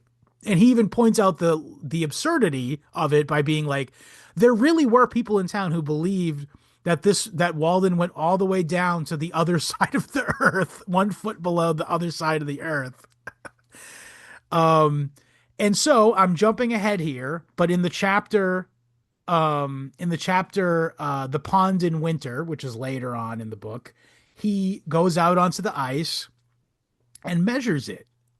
He measures it at 102 feet at its depth, at its deepest depth, and sort of tongue-in-cheekily points out that it was simply laziness, essentially, and that kept this myth going. Because if someone cared, like he did, they could just go check, and he did. And by the way, vindicated the United States, environmental surveying service independently checked the depth of Walden Pond, and they verified that he was within 2 feet of being exactly correct using the most modern technology today. So good on you, Henry. But he takes this. So again, I'm jumping ahead now to bring out a point that he makes later in the book, but I think it's relevant now while we're still talking about the bottomless nature of the mythical bottomless nature of the thing. So he demythologizes it by saying it's actually 102 feet, but it's it is it's evidence of man's desire for infinite. And he loves that about it. He loves that people think it's bottomless because it means that people still believe in something beyond materialist, just simple observation and like materialist cynical worldview. And so ultimately he likes the idea that while it is 102 feet, it is actually still bottomless in our hearts. Another thing is, again, this theme that he's picking back up the theme of perception and how, like, the keyhole of reality, like the idea that when we're in a place geographically, we only get to look at this little aperture of reality because of the truth that extends out both behind us in the past and in the future ahead of us.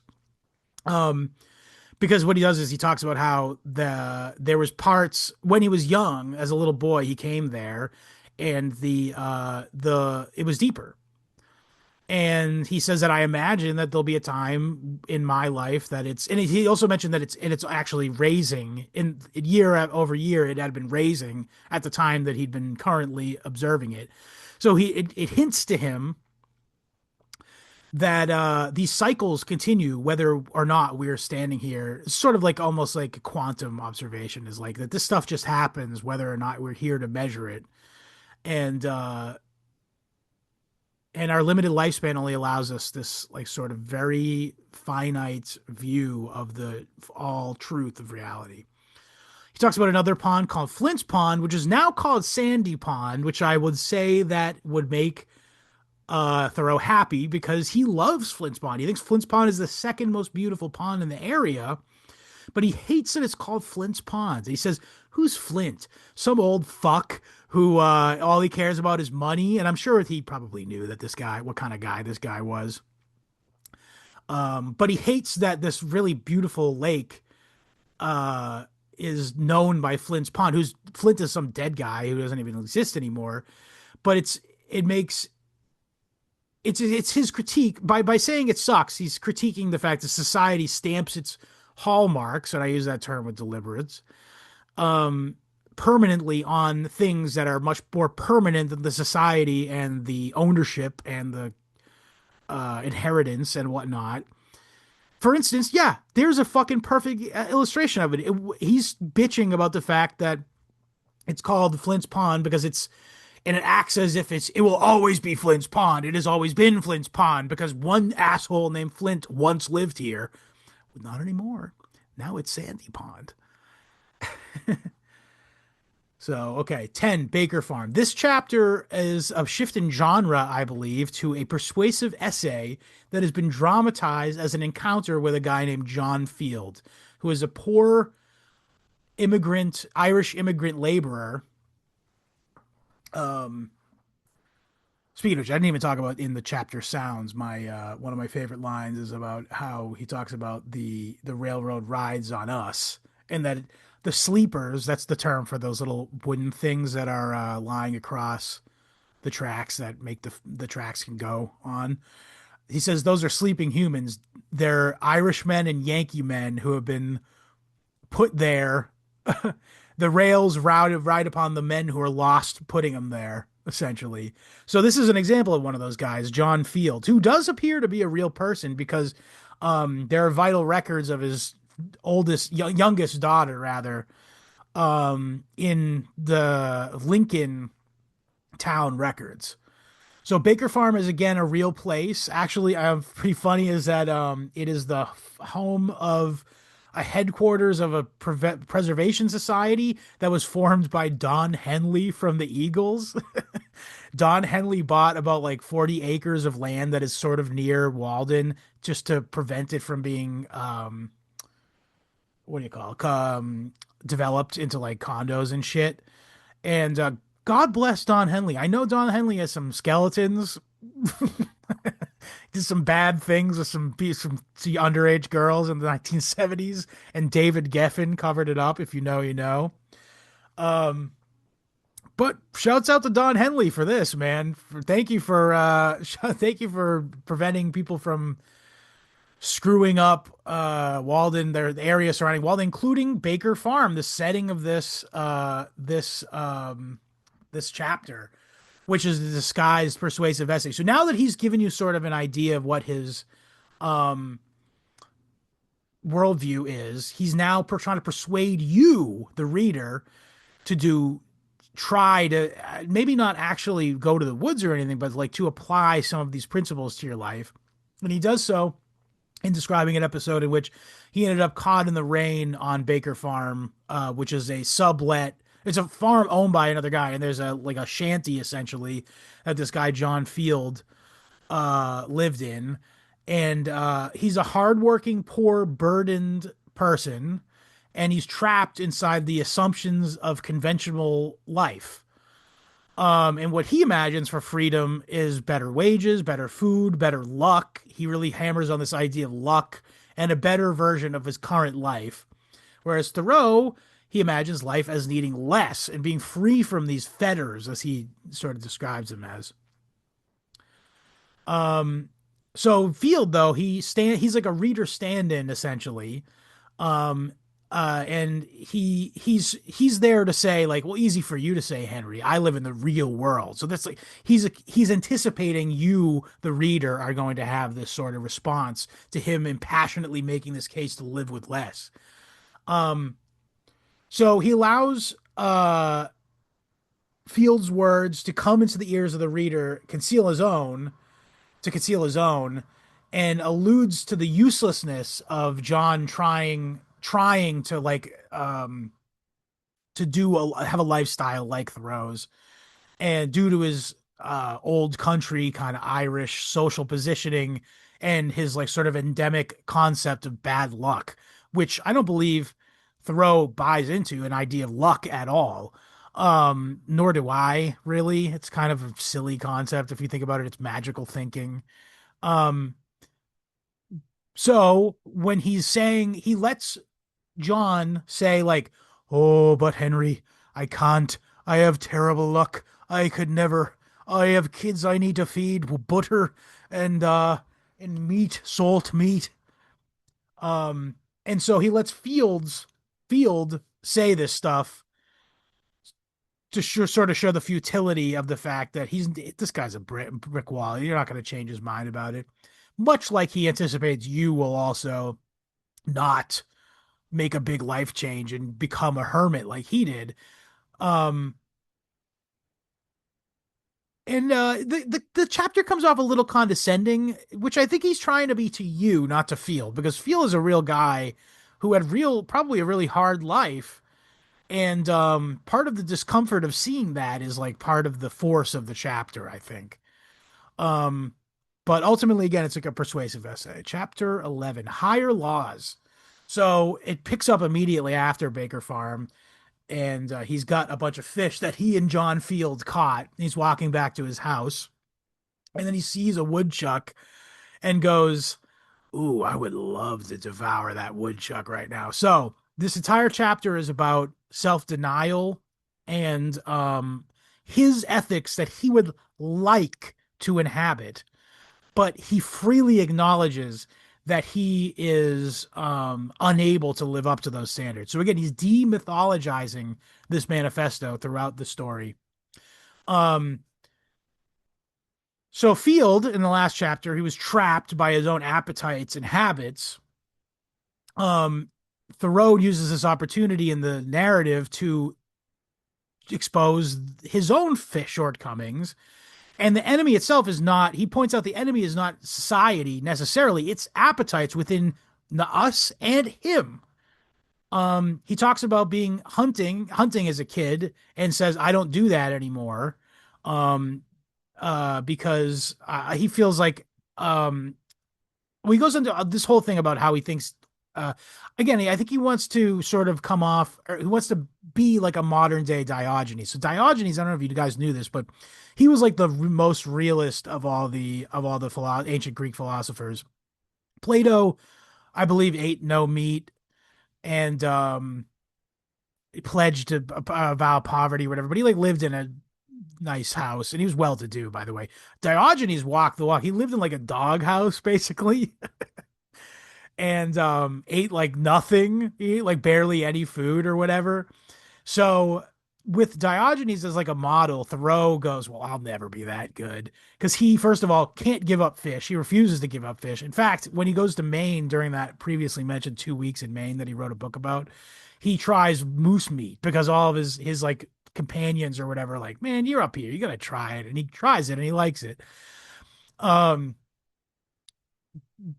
he also talks about sexual carnal desire, and he is bashful to talk about it because he says, I'm going to be honest with you, I don't like to bring it up, not because I want to be not vulgar, or I'm like, I think there's like a content warning I need. I'm worried about, not that I'm worried about being demonetized on YouTube by the Puritans. It's that by talking about it, I'm going to reveal to you that I'm not perfect. I have sexual desire as much as I would love to transcend it like the ancient philosophers. And so this whole chapter is his sort of expression of his desire for man to transcend the needs of the sensuous things for more higher pursuits, morals, perhaps. Um, but he realizes that this is a work in progress. But he goes on to say that he thinks that sometime in the future, and again, he uses I think he says maybe in this chapter, I'm not sure, but he says it several times in the book, is that our race is in its infancy. We're simply it's another thing like where you look at the lake and you see this little moment in time of the lake. We're only looking at humanity in this moment in time. He's an optimist ultimately, and he believes that in a long enough time scale, we will fulfill our potential as a race. And he in doing so, he thinks in doing so, he believes part of that will be transcending the need to eat like meat and also just like fat, sensuous foods and goy slop. and and also I don't know if he's necessarily advocating for celibacy, but he says that maybe while in the pursuit of intellectual stuff, um maybe put that stuff on the back burner. So his bashfulness proves that chastity is an active struggle and it's not like a settled possession that he has. And the chapter in writ large, higher laws, is expands the simple living beyond simply economics and withdrawing from the societal needs of capital at the time, modern capitalism. But it's actually transcending beyond desires and the lower animal self itself. Chapter 12, Brute Neighbors. So this is a great chapter for naturalism. He describes a lot of awesome naturalist stuff, but it's also another dip into Thoreau's libertarian anarchist well. Um, the chapter by and large is about the animality of man and contrast that with the humanity that we project onto animals. One of the main he talks about, I'm not going to go deep into, read the fucking book first of all, just enjoy all the delicious description of nature that, which by the way, when you go there, it's so true. Even though I will take this brute neighbors is a good point, good time to bring this up, but um it was brutish there. You don't get Thoreauvian solitude when you go to Walden in 2026. There's a active, or at least on in the middle of July on a Saturday. Um, because there was quite a few Brazilian families there splashing and making a lot of fucking noise. To the extent that I think Thoreau might have been a little PO'd. But brute neighbors, man. So um still it's gorgeous though. When you here's the fucked up thing. So it's like people just treat it like a beach because it's got nice water, which it does. But if you walk back deeper into the preserve and you're now in the only areas that are um meant for just like hiking or whatever, it's like it's almost desolate. There's very little people going around there because it's just a bunch of Brazilians going to beach. That's what they're viewing it as, which is a bummer.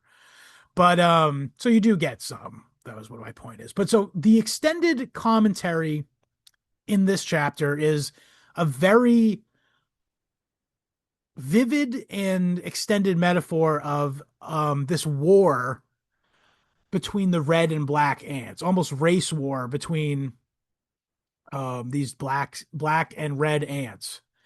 The ants uh, become a mirror of sorts. Um, in saying so, if ants can be made to look like soldiers, then soldiers can be made to look like ants. It's essentially an extended commentary on the futility of war when fought for the sake of a government and not in the pursuit of higher individual or, in my opinion, group principles.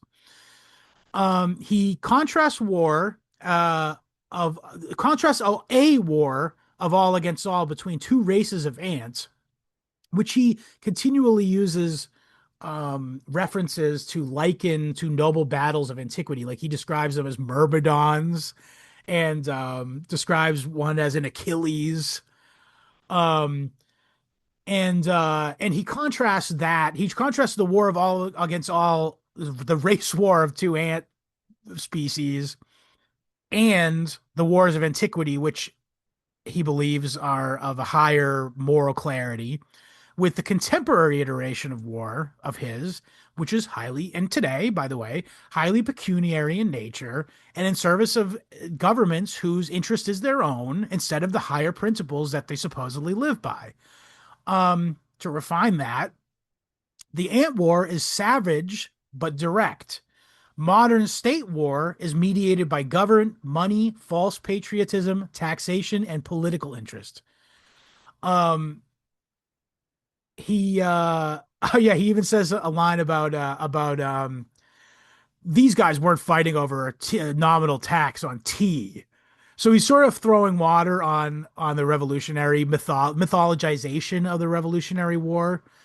Um, but he directly, I think he's doing that sort of cheekily, but he directly makes a reference about the Mexican War, which is a major bone he has to pick with the current government in civil disobedience. But the war against Mexico, which he views correctly as a naked attempt to expand slavery. Um, and he makes sure you understand this because he says that this was 4 years before the signing of this of um what the fuck is his name? The guy who is Webster's Fugitive Slave Act. Daniel Webster, who is a Massachusetts senator, and he was also the Speaker of the House as well. And so yeah, he signed into law. This guy, supposedly Webster, was supposedly an abolitionist. He paid lip service to abolitionism, but yet he helped sign into law the Fugitive Slave Act, which Henry was really pissed off about. I am too. Um, yeah, so let's move on to 13, housewarming. Um, the core thing of this, so he talks about his enjoyment of of the act of keeping oneself warm in the winter and considers it to be it heating basically what he says is heating one's home ties him and us to the earliest man and beyond into nature like animals in both ancient and contemporary. So he talks about evolution, not doesn't use the word evolution, but he talks about like animals throughout history have used burrowed into the dirt and used their own physical characteristics to keep themselves warm. We as man throughout history, all the way back into prehistory when we were cavemen, discovered fire to do this for us so we could then have higher intellectual pursuits. And so he likens himself to the earliest man as doing this primordial act of how warming his own home, with which instead of a desperate life that he's been excoriating throughout the book, he uses it to pursue higher things and write commentaries on Thomas Carlyle books or speeches. Uh, he also spends time talking about how he enjoys the comforts of home. And again, this is to contrast this sort of mythologization that he's a hermit. So he's not living in a cave. He's enjoying a warm, cozy hearth and bed next to his fire. And he also enjoys like almost wasting his fire. Like he'll leave a fire going in his house and go out and do stuff and come back and be like, "Oh, it feels so good in here. I left a fire going while I was gone. It feels great." So he's trying to like debunk the idea that he's this mega hermit, but also he also takes his time to talk about like hospitality and he talks about how the way people sort of organize their homes then and now, I think this is definitely something we can draw from today still, is that when you have someone um invite you over their house, sometimes they'll be like, "Okay, this is your room. See you later." And it's like a cell almost. He uses that words exactly. Um and like so he says, this is a quote. "I've been in the premises of many men, but never in their home." Uh so modern hospitality often claims to welcome while it actually isolates the guests in a cell-like room. Perhaps this is a comment on the fact that people use their homes as like a turtle shell to keep people out. And like again, and like particularly talk about the winter, like I feel like we all do this, especially in New England, is that like, oh, it's winter. I can just say no to things and they understand because it's cold out. We're not gonna go out and do get together with people. It's it's honestly easy to fall into. I do it myself. I'd be the first to be a hypocrite if I criticize somebody for doing it. Chapter 14, former inhabitants and winter visitors. Um Okay, so he describes this is the human answer to the chapter of the ponds. So the ponds shows the natural cycles and duration beyond the human lifespan. This chapter, former inhabitants, shows human settlement as a temporary layer on that very same landscape. And I talked earlier about cellar holes, but he's talking about cellar holes in this chapter. Cellar holes are kind of like secular graves of the New England landscape. It's a place where somebody's whole life existed and now it's gone. It's wiped quite literally off the earth. Only a grave, a hole in the ground remains. He's again returning to the theme of our time on earth being just simply transient. The cellar holes remain It's a particularly poignant image for those familiar with New England, myself, which is dotted by these.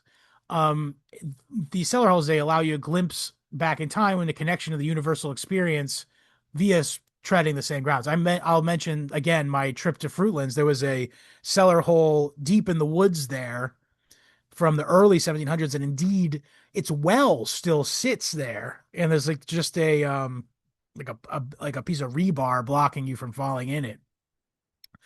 Um, but just think about it's a deep woods this cellar hole is in and the well.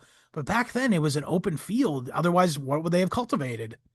It's just a striking visual symbol that you're standing in like a whirlpool of time. So he talks about some of the other people that live there no longer do. Um, a bunch of people who are ex-slaves. I imagine he feels there's a contrast between their perception of life of necessity. So like there's people like an old illiterate slave woman who had been freed by her slave owner, and she meandered her way up to Massachusetts, or perhaps it was she was a holdover from back when slavery was legal in Massachusetts, which I believe was like 1801 is when they made it illegal. But this is 1840, so if she had been freed as a slave in her 20s, and she's lived to her 60s, which I think she actually lived longer. She lived to be a very old woman. I think her name was Zilpha something. I can't remember. Zilpha Stone, maybe.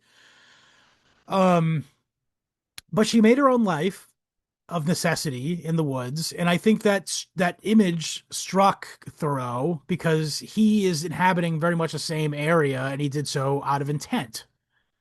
Um, there's another anecdote about an abandoned house, or sorry, a burned down house. He talks about a time where he was living in the woods and there was a fire in sort of a nearby clearing, and it turns out to be an old abandoned farm that burned down because some kids were like getting into some mischief, and they burned down an old abandoned farmhouse. And he and the other volunteer firefighters all ran out there to go try to save it because they were worried that there was people there. Turns out it was an abandoned house, thankfully. But they ended up just standing and watching the fire burn the place down. Because what are you going to do? Save a building that no one's lived in for 50 years or whatever? But he's there the next day, and there's a smoking ruin. And the last surviving family member of the family that grew up in that home arrives. And the guy is crying. He's not crying, but you can tell he's having an emotional moment, looking at the wreckage of his own personal history and what it might mean for his place in history. And this really struck me emotionally because here I am in 2026, struck emotionally, thinking about this guy who in 1846 or whatever is sitting there looking at the wreckage of his childhood home and wondering where his place in history is going to be. And through Thoreau's writing about him, I in 2026 am now thinking about him, and he's become like a piece of a piece of landscape in my mind. That's really beautiful. He also talks about an old Irish veteran of Waterloo. Uh, he's a vivid human ruin, martial history reduced by age, drink, poverty, and scraps. Um, it's a very vivid image. This old gnarled old soldier. And I imagine and Thoreau like mourns it because he dies like 2 weeks before Thoreau moved into the house, because I think he imagined him picking that guy's brain all the time, like going over there and ask what was Waterloo like imagining like it's like maybe I get a glimpse of like what real glory is or something if I touch. Maybe he can unlock something that I'm unable to perceive as a guy who has never experienced that. But quickly um he's quickly he's dispelled of that because the guy dies of delirium tremens or something. And he digs around his the farm, the little shanty house that he inhabited is abandoned, and he like goes and digs around in his personal effects because there's no one to claim it. He's a completely airless, forgotten human being, again preserved by this story, of course. But it reminded me of that scene in Disco Elysium, if any of you have played it, where after Renee, the old the old guard, the fascist guard, he dies. Oh, spoiler! But he dies in it, and you can go dig around in his shack, and it similarly reduces his martial self-image to like the scraps of a life. Essentially, it's a really emotionally affecting thing. I wonder if the writers of Disco Elysium possibly read Walden. It's very popular, particularly in left-wing people. So you never know. Maybe that was inspired by it. I don't know. But also in this chapter, Winter Visitors, he talks about uh so in contrast to all that like sort of melancholy uh nostalgic look back at the past. He contrasts that with even in winter, in the dead of winter, where there's no life around and you have to keep yourself warm by fire. His friends Bronson Alcott and William Ellery Channing come and visit. He writes them in coded way, but I've deciphered that that's who he's talking about. Um, for instance, he says there's when he talks about Alcott, he says the world's last philosopher who Connecticut brought us. So it's clearly him. And so he talks about how inside of his little winter shanty, they have this warmth, conversation warmth, and it's amongst this haunted landscape, and it's like just what a visual, um, what do you call it? Image. Very very cool. Chapter 15, Winter Animals. The main point of this chapter is that by inhabiting the woods in the winter and not withdrawing back to society during this time and facing and taking the easy way out, he's given intimacy with the animals and nature itself that is unmatched by anyone who just ventures in for the day because he's there at night. Winter does not deaden the woods, although like it seems like that's a time of death and whatnot. It actually makes the woods more legible because human society is gone and the animals kind of feel animal society sort of emerges and sort of takes over. Um, some examples of his naturalism is he chases an owl around and calls to it. He makes owl noises back at the owl, and he relishes the fact that no one's going to catch him doing this. He gets face to face with squirrels and sets up a little place for him to view squirrels out his window because he chucks his eaten corn ears. And one other thing I loved is a sparrow at one point. He's like chilling out. He's walked standing alone, immobile, looking at the water, the frozen water, and a sparrow lands on his shoulder, and he says, "It was more honorable than any epaulet I could have worn." Um, this is the best part. There's one little anecdote. I'm just going to bring it up, even though it's probably not necessary. But he talks about how he has awe of the foxes because the foxes outfox the dogs, and he talks about how they kind of understand that if they walk across water, the dogs lose the scent. So he talks about how he one time heard an anecdote from a hunter about how fox ran out into the ice and ran right back and then hid and watched the dogs get confused out on the ice. It's just such a funny image. And lastly, this is my favorite part of the whole chapter. One time, he talks about how dogs, like hunters and dogs, will unleash their dogs out into the winter wilderness to hunt. And one day, a guy from a couple towns over came looking for his dog that he lost. And he goes, every time I tried to help him, I tried to explain to him or give him a piece of information that might help him, he kept interrupting me to say, "What is it exactly you do out here?" He came looking for a dog, but found a man. Great fucking quote. So funny. But to refine that, human visitors often misunderstand Thoreau, but the winter animals, they meet him where he is. 16, the pond in winter. Okay, so pretty much the main image in this, one of the main images of this chapter is, I mentioned before, I jumped ahead to say that this is where he finally measures the pond. So well, I'm not going to repeat that part, but so he comes up with this semi-true but good enough mathematical principle after having measured Walden's depth and finding a couple interesting correspondences, i.e., that it's like it's something about how he figured out it was exactly like the center of the pool that was the deepest part or something. I don't know, whatever. It doesn't matter. He uses this to sort of create this extrapolation, which he then tries to use to measure other things. So, um, okay, so I know I have it written down here. I actually was smart enough to write this. So he noticed that the deepest point roughly aligns with the intersection of its greatest length and breadth. That's right. So he playfully extends this idea. It goes reducto ad absurdum and says, why the hell not use this center measuring thing and apply it to other things like a mountain? And I think he finds some proof where it works or whatever. Or he says, maybe I'll try to use this principle to measure the bottom of a bay, Massachusetts Bay, Boston Harbor, perhaps. Then he goes, if all these work, why do I use it to apply to ethics, the field of morality? And it's playful, but it's not empty. The laws of nature and the laws of the soul rhyme for him.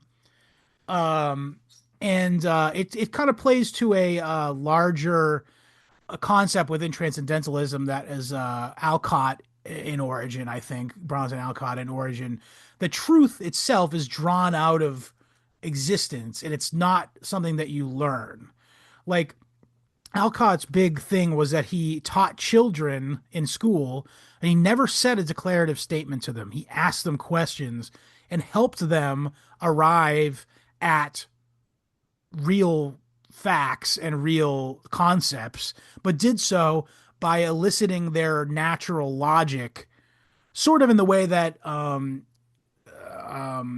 Thoreau's doing this with this, like, oh, if I found one principle, maybe I'll just apply it to other things. So one of the things is they thought that when you're born, you're actually closest to truth because you've been untainted by society, which necessarily fucks you up and injects bullshit into your brain, which I agree in some ways. There's some ways is that, one thing, for example, is little kids will point out that people are fat because they haven't been trained by society to not say that. So they are able to cut through reality, and we all know that guy's fat, but we're all pretending as if he's not super fat, but not saying anything about it. That guy is me, by the way. But my point is that that's an example of that because they're untainted by society and not literally. It's like a has emperor's new clothes sort of thing. We're all pretending the guy's not fat because it's rude to point out that he's fat, but a kid will just say it.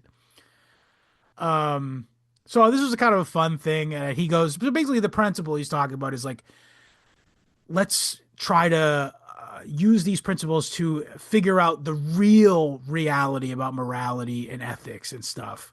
And don't use we use correspondence in order to derive our own true morality that's more universal and not the one that society enforces on us. He also talks about the section of the ice cutters. So hilarious. He describes the team of Irish laborers who came to Walden to cut ice as Hyperborean in extraction. My man was switched on. This guy rocks. So it allows him to mock the sort of well, let me just explain what happens. I'll go back to that. So, and this is actually partially from the next chapter, but I think it's cromulent for me to bring up now. Is that so? I talked about before, like the way you look at the water in Walden, it's blue and green depending on what angle and position you're in looking at it. It also does so in the ice.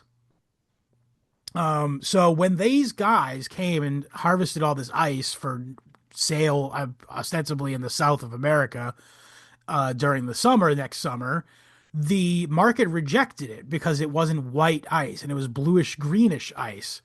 He points out the irony of this is that the markets prefer the ice from Cambridge, which is white, but it tastes like weeds. It tastes like shit.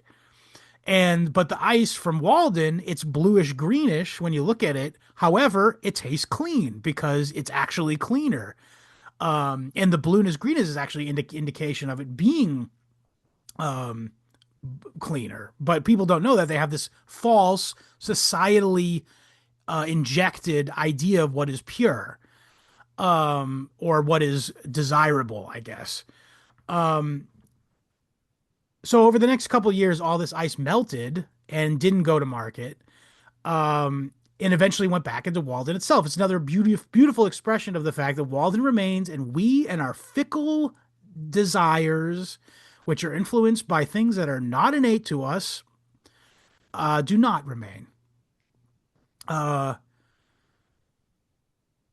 yeah, and so by the way, so this tragic comedy is this idea that these Irish laborers come and toil for fucking 18 days straight to take this ice and hopefully make a fortune off of it. It's all for naught, and all it really allowed, their real mark on the world was not the profits that the guy who hired them was able to add to his balance sheet, but the fact that Thoreau was able to turn this commerce into a mock epic Arctic poetry with Hyperborean laborers who slip through the ice and are saved by going inside his cabin and sitting by the fire. Beautiful. 17, spring. So the beginning of the chapter is a naturalistic description of the pond thawing, and then it becomes revelation. So he talks about describing the melting of the pond in a naturalistic fashion as if it's a general description. He says that this view, so he also talks about how the ice in the rivulets that form in the sandy, like ridges over by like the train tracks. There's a clay and sand that have been deposited there by, first of all, the creation of the train tracks, but also by natural forces. And he loves to sit and just ponder and look at the way that the ice causes pieces of clay and sand to move in a very interesting way. And I'm sure you know what I'm talking about. You've all seen this if you've ever taken time to look at ice melting in the wild, in the woods, or on the side of a pond. Because it moves uncannily similarly to both rivers and the way that plants flow in rivers and streams. And then at another level, it also resembles the way that human organs and blood vessels move. So he's watching dead looking matter behave like life. So rocks and sand and clay moving like life, like vegetable and animal life. Sand branches, veins, lobes, curls, spreads. He even goes so far as to he traces the names for body parts, geological forms like lobe, globe, and he traces these concepts through their Greek and Latin linguistic roots. And he also so basically what he draws from this is a sort of I would characterize it as Swedenborgian sort of inspired view, of course, but this idea of correspondence. So for those of you not listening to my Swedenborg episode, very much recommend it. It's a very good episode.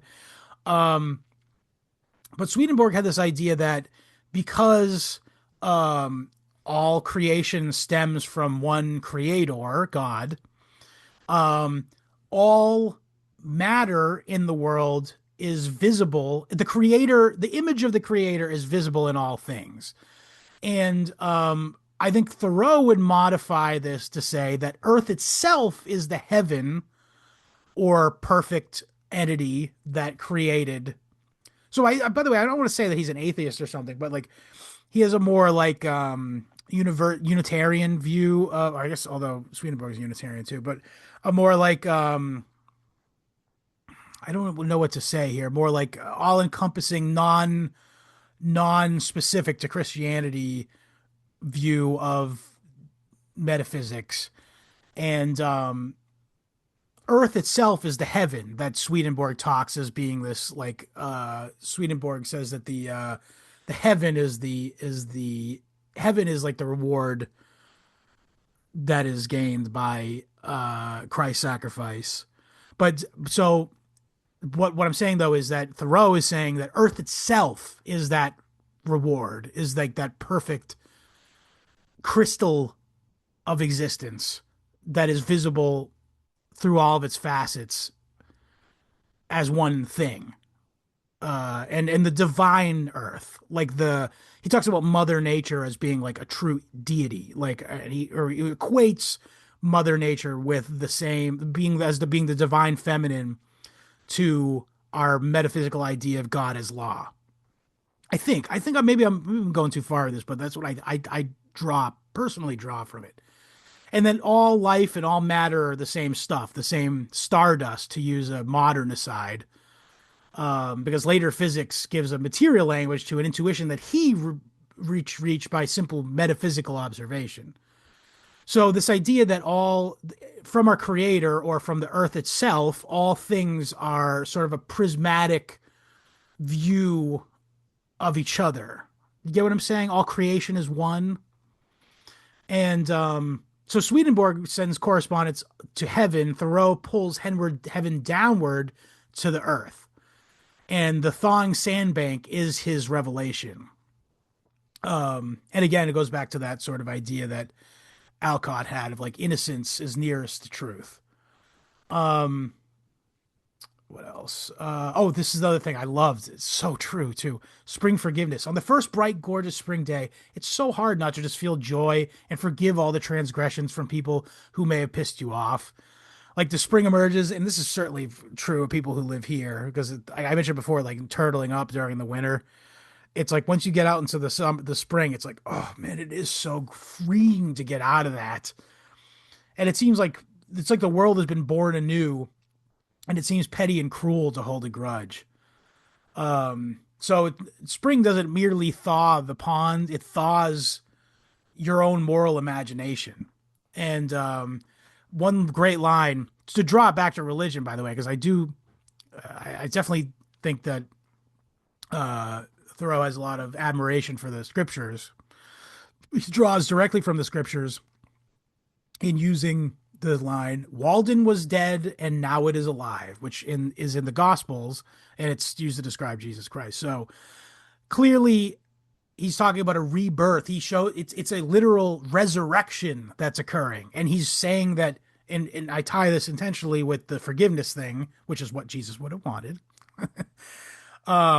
because it's a rebirth and it's a new opportunity to apply those lessons that the resurrection, be it of the spring or Christ, taught us, which is just forgive people, man. It's petty and cruel to hold a grudge in the spring. So I know again we talked about this before, but Thoreau's optimism is cosmic. Earth is not finished. Life has unseen permutations ahead, and the human arrangements that we currently find ourselves are not final. Which brings me to chapter 18, conclusion. The function of this chapter, of course, is to reiterate the whole book as a final sermon of awakening, obviously, which is to live simply, distrust society's false necessities, and understand that man can transcend from the life handed to him. Essentially, he's reiterating all his points for the rest of the book. Society is sick, and we are able to totally able to transcend it, should we have the desire and will. The earth and our race are in its spring and infancy. He decides to leave. So after 2 years and 2 months, he decides to, in the spring, he decides to leave Walden because the experiment is complete, and refuses to even turn Walden into a rut or something that he's just found himself in. And so he advises us to turn this experiment that he's conducted in a literal sense inward. Explore yourself as seriously as others explore continents. He actually throws some water on the idea that, like, and this is like a very new agey 20th century lib ideas that, like, oh yeah, I think faggot fucking Anthony Bourdain said it's like really hard to be a bigot once you travel, or some fucking Jewish bullshit. But he throws water on the idea that the only way to experience new things and expand your mind and horizons is to go to a new place. No, he says, I sat in the woods for 2 years and I got exactly what I was looking for. He also extols us to reject society's measurements. If a man does not keep pace with his companions, perhaps he hears a different drummer. This is a very famous quote that was coined in this conclusion. And yeah, it's just I don't need to explain the significance of that quote. It's one of those things that is so used that we all know the meaning of it. He asked us to live simply and truthfully. A mean or obscure life can still contain access to truth. So even if you're a guy like John Field, and you're downtrodden by the circumstances of your life, that doesn't mean you have no chance to expand your horizons, expand your mind. And superfluous is a great quote. Superfluous wealth only buys superfluities. Extra money only buys extra layers of distraction and not depth. And yeah, again, he also talks about how more day is yet to dawn. Humanity is still at the beginning of its awakening. And so this is a great metaphor he uses as a real, evidently a real myth of New England at the time. It was printed in many New England newspapers.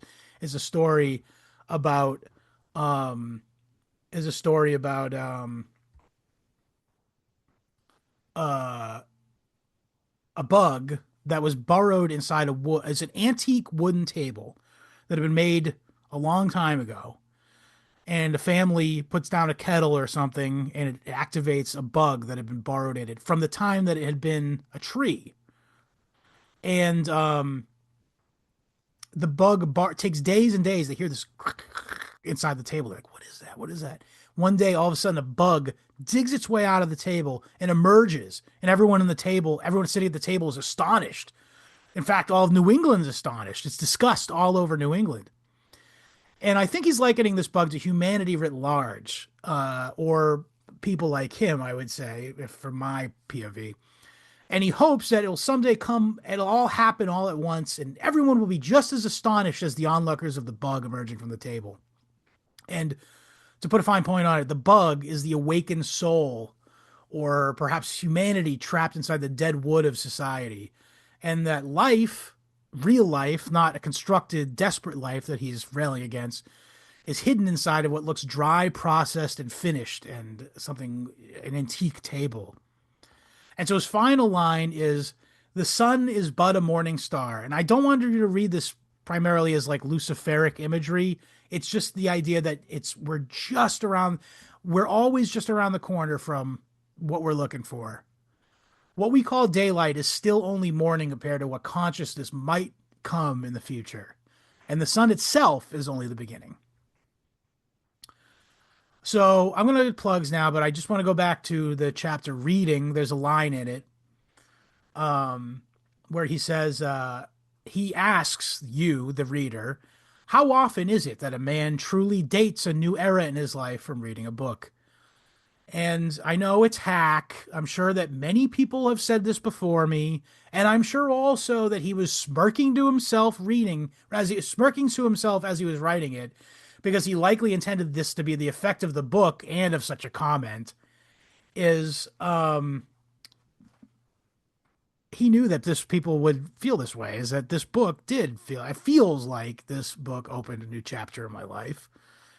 And we'll see what it means for the future, but I just got to say, what a fantastic experience is reading this book 2, 3 times and treading the ground. And I think it seems surface level for me to just go to Walden and listen to the Brazilian squawk and, waddle over to where Thoreau had his little house. But it really hammers home themes that are in the book, which is the idea that, we're looking at an aperture. When you're standing in a position, you're an aperture of the total truth of that place, and things you can't fathom are both in our past and in our future, right in that geographical spot. So I don't know. Wonderful book. I feel like it could be a basis of a whole lifestyle and a future for our people, perhaps, if carefully considered. And I hope that you were enjoyed this episode, and I hope it makes you read the book. Again, he's not just some proto-commie. much more interesting person and much more interesting ideas that came from this book. So thank you for listening again. Let's do plugs. www.historyhomos.com is the RSS feed. We're also available on iTunes, Spotify, YouTube, BitChute, Odysee, Rumble, and also wherever you find podcasts, of course. But also, most importantly, Substack, www.historyhomospod.substack.com. That's the best place to support the show. We have one episode for free every week and then one bonus episode every week. That's a lot of content that you get for just a low payment of $5 a month at most. Because if you buy the year, it's less. So if you found value in my work here, please head over there. That's the best way to keep me doing it, is to support us on Substack. So historyhomospod.substack.com. At time of recording, still the friendliest place on the internet is our Telegram group. T.me/historyhomos is the channel. T.me/historyhomos chat is the chat. If you have any questions, comments, or you can follow us across social media at historyhomospod. That's Twitter and Instagram. If you have any questions, comments, or concerns, or you'd like to buy one of the dwindling supply of t-shirts, send me an email at historyhomos@gmail.com, size and address. And that's it. Die with dignity, and the sun is but a morning star. So thank you again for listening. I'll see you next week. Later, homos.